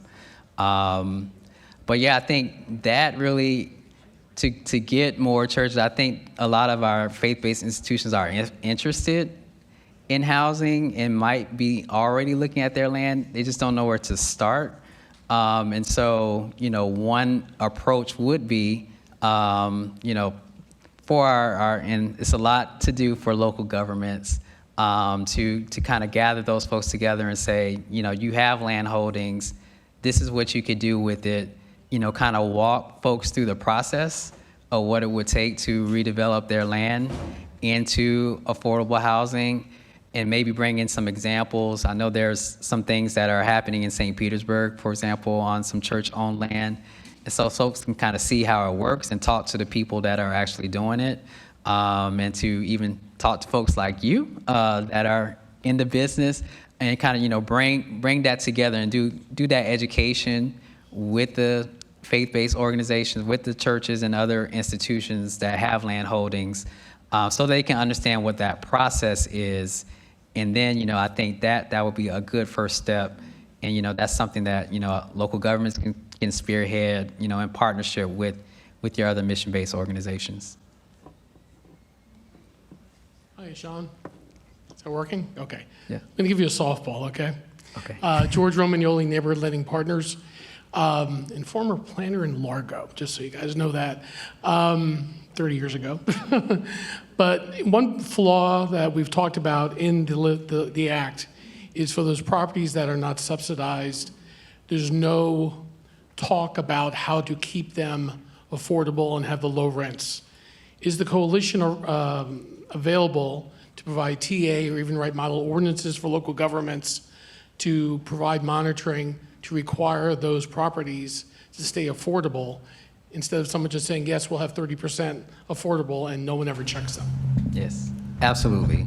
We are definitely available to do that. And I think that is a part of this that doesn't really get discussed. And really is going to be incumbent upon local governments, definitely working in partnership now with property tax appraisers, and and that's a different group that probably doesn't do this very often, but there's going to be a lot more coordination that's going to be needed across different departments to have a really strong monitoring plan for a lot of different types of developments that are coming in.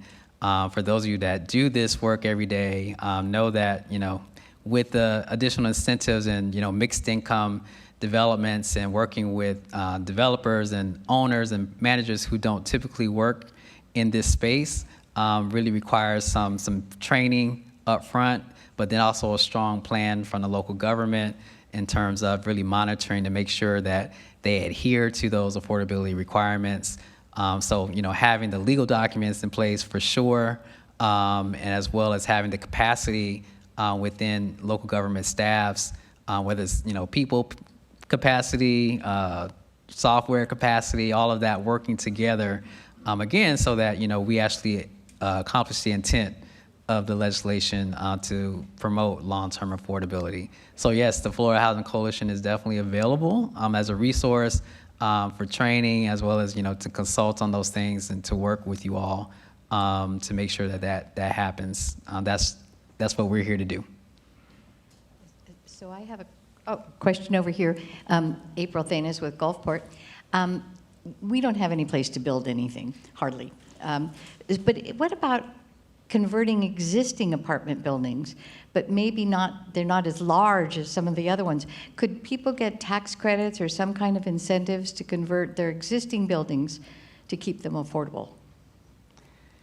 So on the small scale, there's not anything directly in the legislation that addresses kind of the smaller scale rental in that way. But that is something that could be accomplished in other ways. Again, I think that probably the lowest hanging fruit is, who's doing that conversion. If it's a mission-based organization, that could help drive some affordability. If they're willing to maintain ownership of the land, that can drive some affordability. So, those are ways that, it could happen and kind of take advantage of some things in the legislation. But, that would be my first thoughts on that.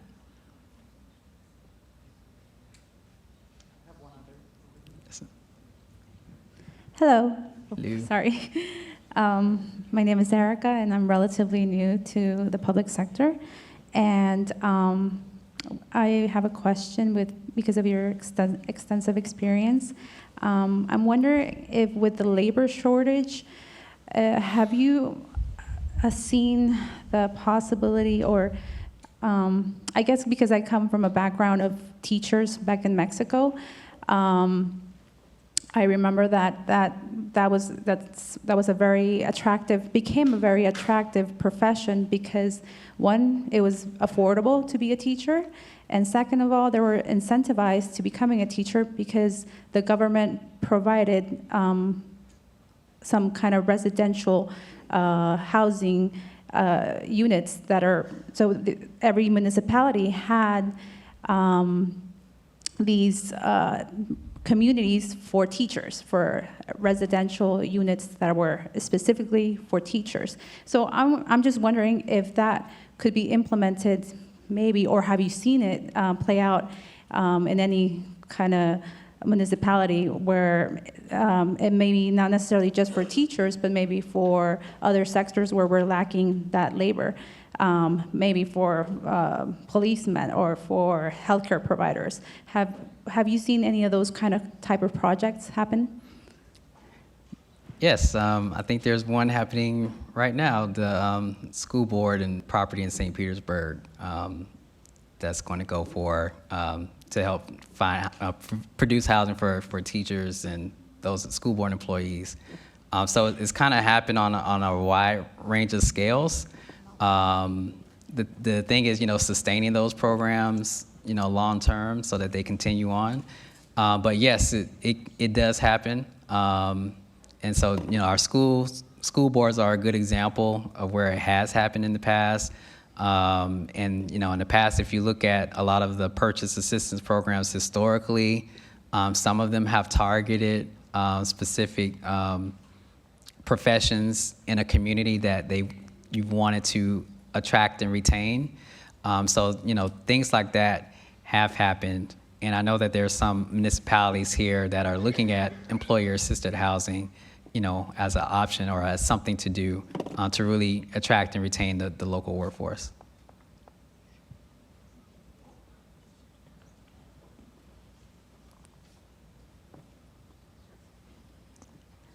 Thank you all very much.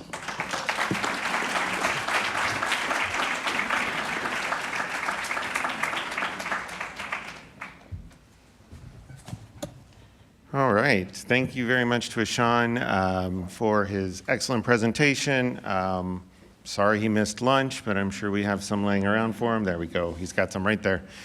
And also thank you to the coalition for all the work they do. I know as a local government employee, we constantly are using resources online or otherwise that the coalition has provided.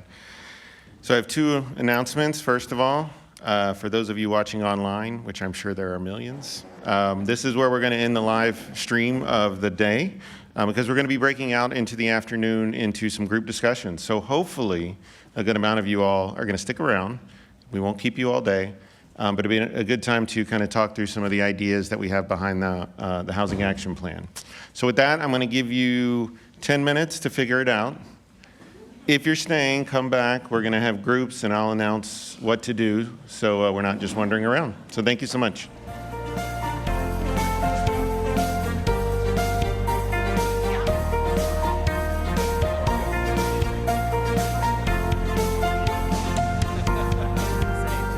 All right, we're gonna start here. Molly needs a minute. Please tell everybody what table you were at. This one. Hi, everybody. I was at table goal 4, which is resiliency. And I'm going to be very quick here. I have a few things circled, and that's how I'm going to report them out to you. And so our groups, my name is Corey Gray. Our groups talked about loopholes in policy. One of the main things that we heard was insurance, but also specific to insurance contracts, premiums. So like, is there enough money if a disaster happens on some of our affordable housing projects? Thank you, CJ, for that. Let's see. Another main topic was how we share information, and furthermore, how do we coordinate that information amongst all of the different entities that are in this county. One thing that I liked was a pool of density, similar to like the hotel room pools, but specific to affordable housing. I liked that idea. Making sure you have some place to come back to was a theme that went throughout our discussions, and I feel like there was something else. I like this one too. A fee that addresses resiliency, similar to the multimodal fee. So that was the conversation we had over here at Resiliency. Thanks, Corey. Rebecca Stonefield. We were at the Opportunity for All table, and there seems to be a running theme about education of resources that are available to the community. So the resources may exist at times, but how do we get it to the people rather than the people having to come to that resource specifically? How do we educate of the resources that are available? And one of the interesting ideas that I believe we said does happen in Clearwater at the moment is that often code enforcement is a tool that's used to let people know that there are problems with their homes. But a lot of times when you're talking about equity issues, the homeowners can't afford to address those problems. But if we also have code enforcement be the one to say, and here are some resources that are available to you to help you address those issues, that is something that could potentially be part of the solution.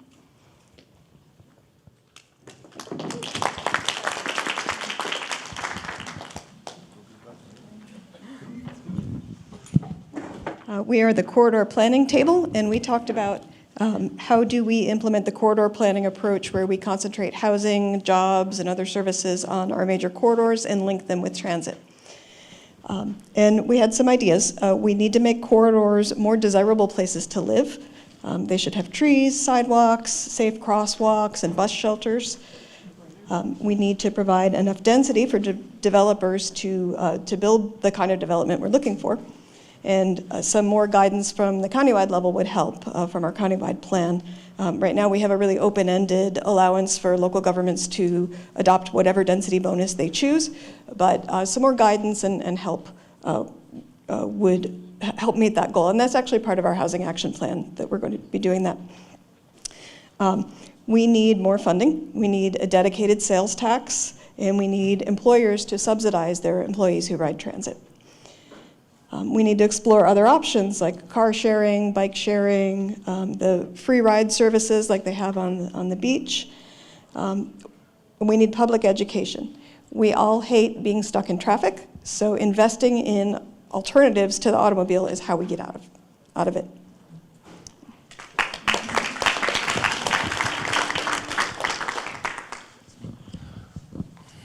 All right. So we had healthy communities, and we had 3 different groups, so I'm going to go through sort of the high points of each one. So one of the things that our groups touched on is wanting to know where is vacant land throughout the county that is actually suitable for affordable housing, finding ways where we can densify housing along major corridors so that they can be served by transit, that could have a portion of stock set aside for affordable housing. We want to find areas where we can incentivize underutilized church land to redevelop, as well as underutilized school property if it's appropriate, but also finding better access to quality resources around demographic information to find out who is moving to our county, to see how those incentivizations could serve those new residents. Some other high points, talking about the Lellman High Point area, finding ways to increase greater recreational facilities and opportunities there, as well as greater bike ped facility access, and greater coordination of healthcare providers with the county housing folks. And then also, we loved ADUs. I think across just about every group talking about making it easier for ADUs to become a thing countywide.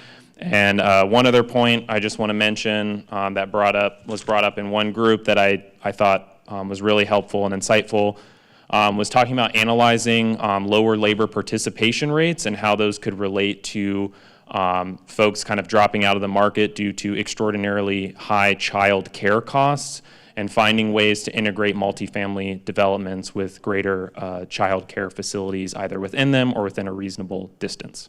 So.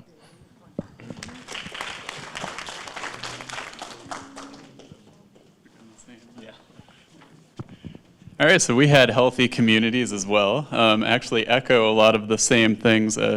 The cost of childcare came up as an issue as well, with access, just time-wise or distance-wise, as well as financial access. Again, a lot of discussion on ADUs and allowing them by right, and that would cut a lot of the red tape that prohibits them currently. And looking at recreational opportunities for our different subsets of the population for when we're planning communities.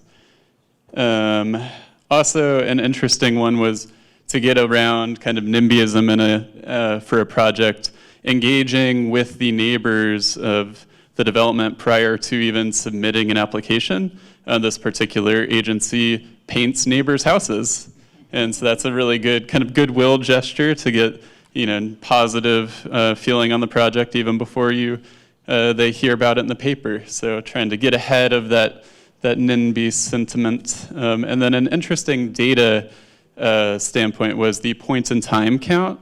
So the annual homeless point in time count, and looking at what they report on that and kind of analyzing those metrics for when we're planning healthy communities.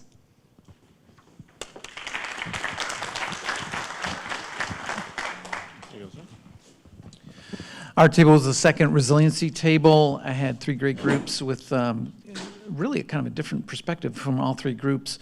Kind of the outcome of what I garnered from the conversations was it'd be great to have kind of a countywide standardization of the codes, 24 municipalities and the unincorporated area of 25 different codes to follow, and try to find a sweet spot. Maybe not the most stringent, but not the weakest code either. Maybe there's a sweet spot to find there that would really help with building costs and projections. Regional stormwater facilities. It's almost unbuildable to find a lot and try to meet stormwater goals, so more regional stormwater facilities, investment in that. Central clearinghouse for information on resiliency for the homeowner, for associations, community organizations, and the like, and for developers. That just kind of a one-stop shopping rather than to try to find all these different programs that are out there. In regards to resiliency incentives, seems to be a lot of interest in resiliency incentives at discount and insurance, perhaps. Continue the community rating system, public investment in our community rating system, one of the best scores for that in the state of Florida, but keep up the good work there. And then set the cost for hurricane shelter needs, standardize that. It seems to be all over the place in terms of that conversation when construction is happening. So that's good stuff coming out of our group.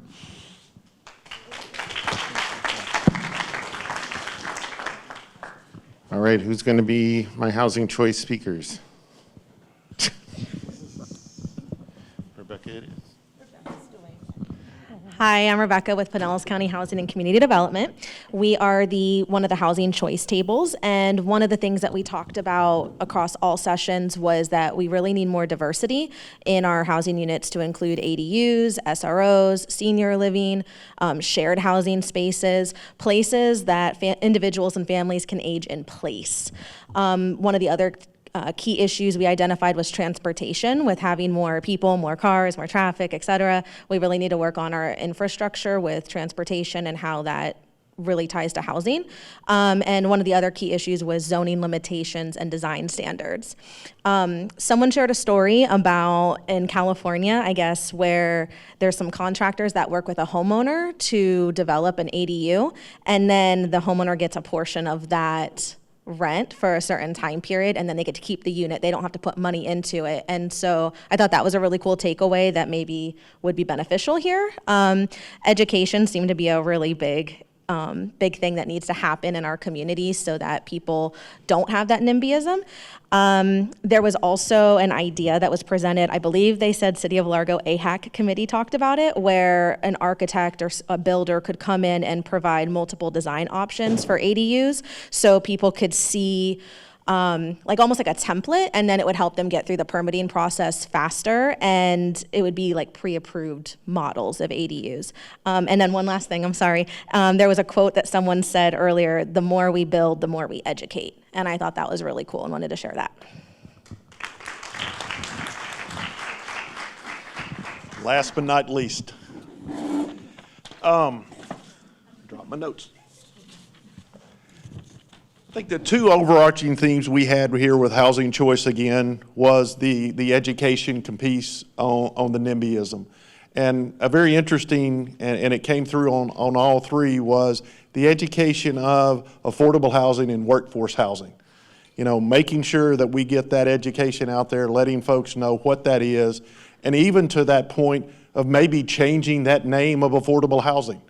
Looking for that different name that takes away that stigmatism of affordable housing, whatever that new name is. But education was very important.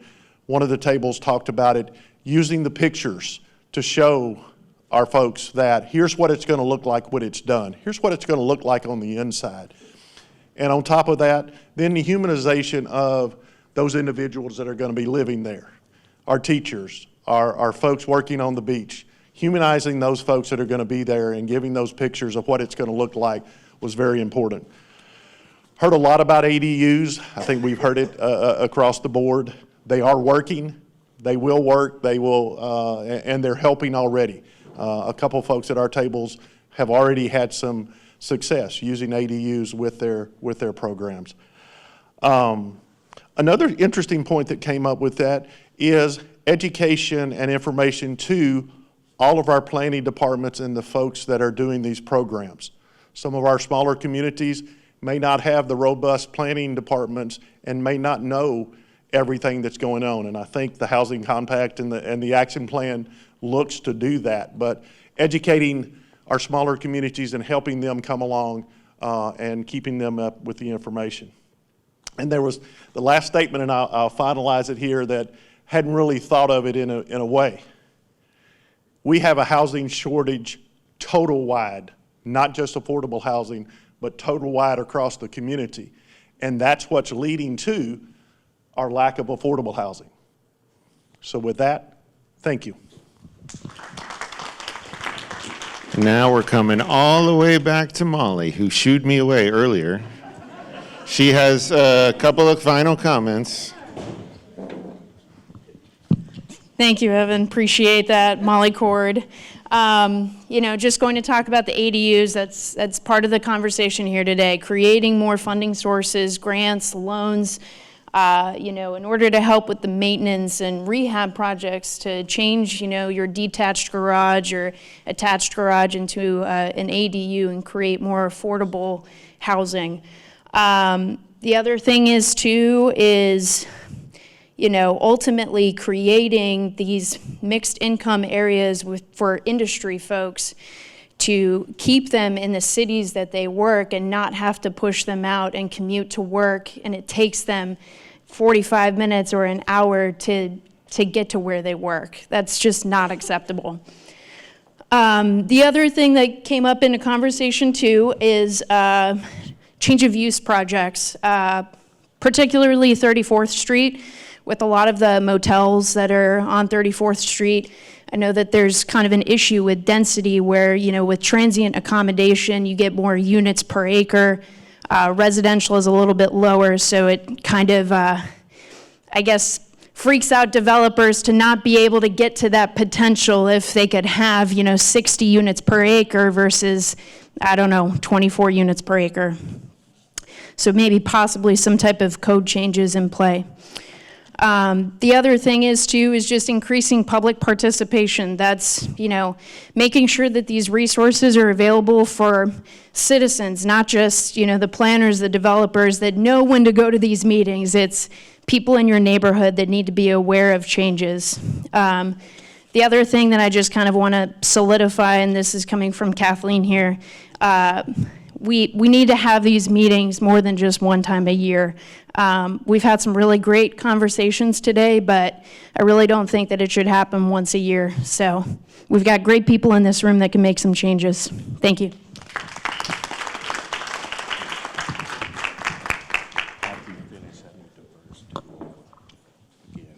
Okay. All right, so that is our program for today. No long goodbye speeches. I really appreciate all your time and your effort. We will be coming back to all of you as long as you registered with us. We'll be getting emails out to you, an updated website and all of that. And yeah, thank you to all the team from multiple organizations who helped put this together today, as well as the folks at the Performing Arts Center.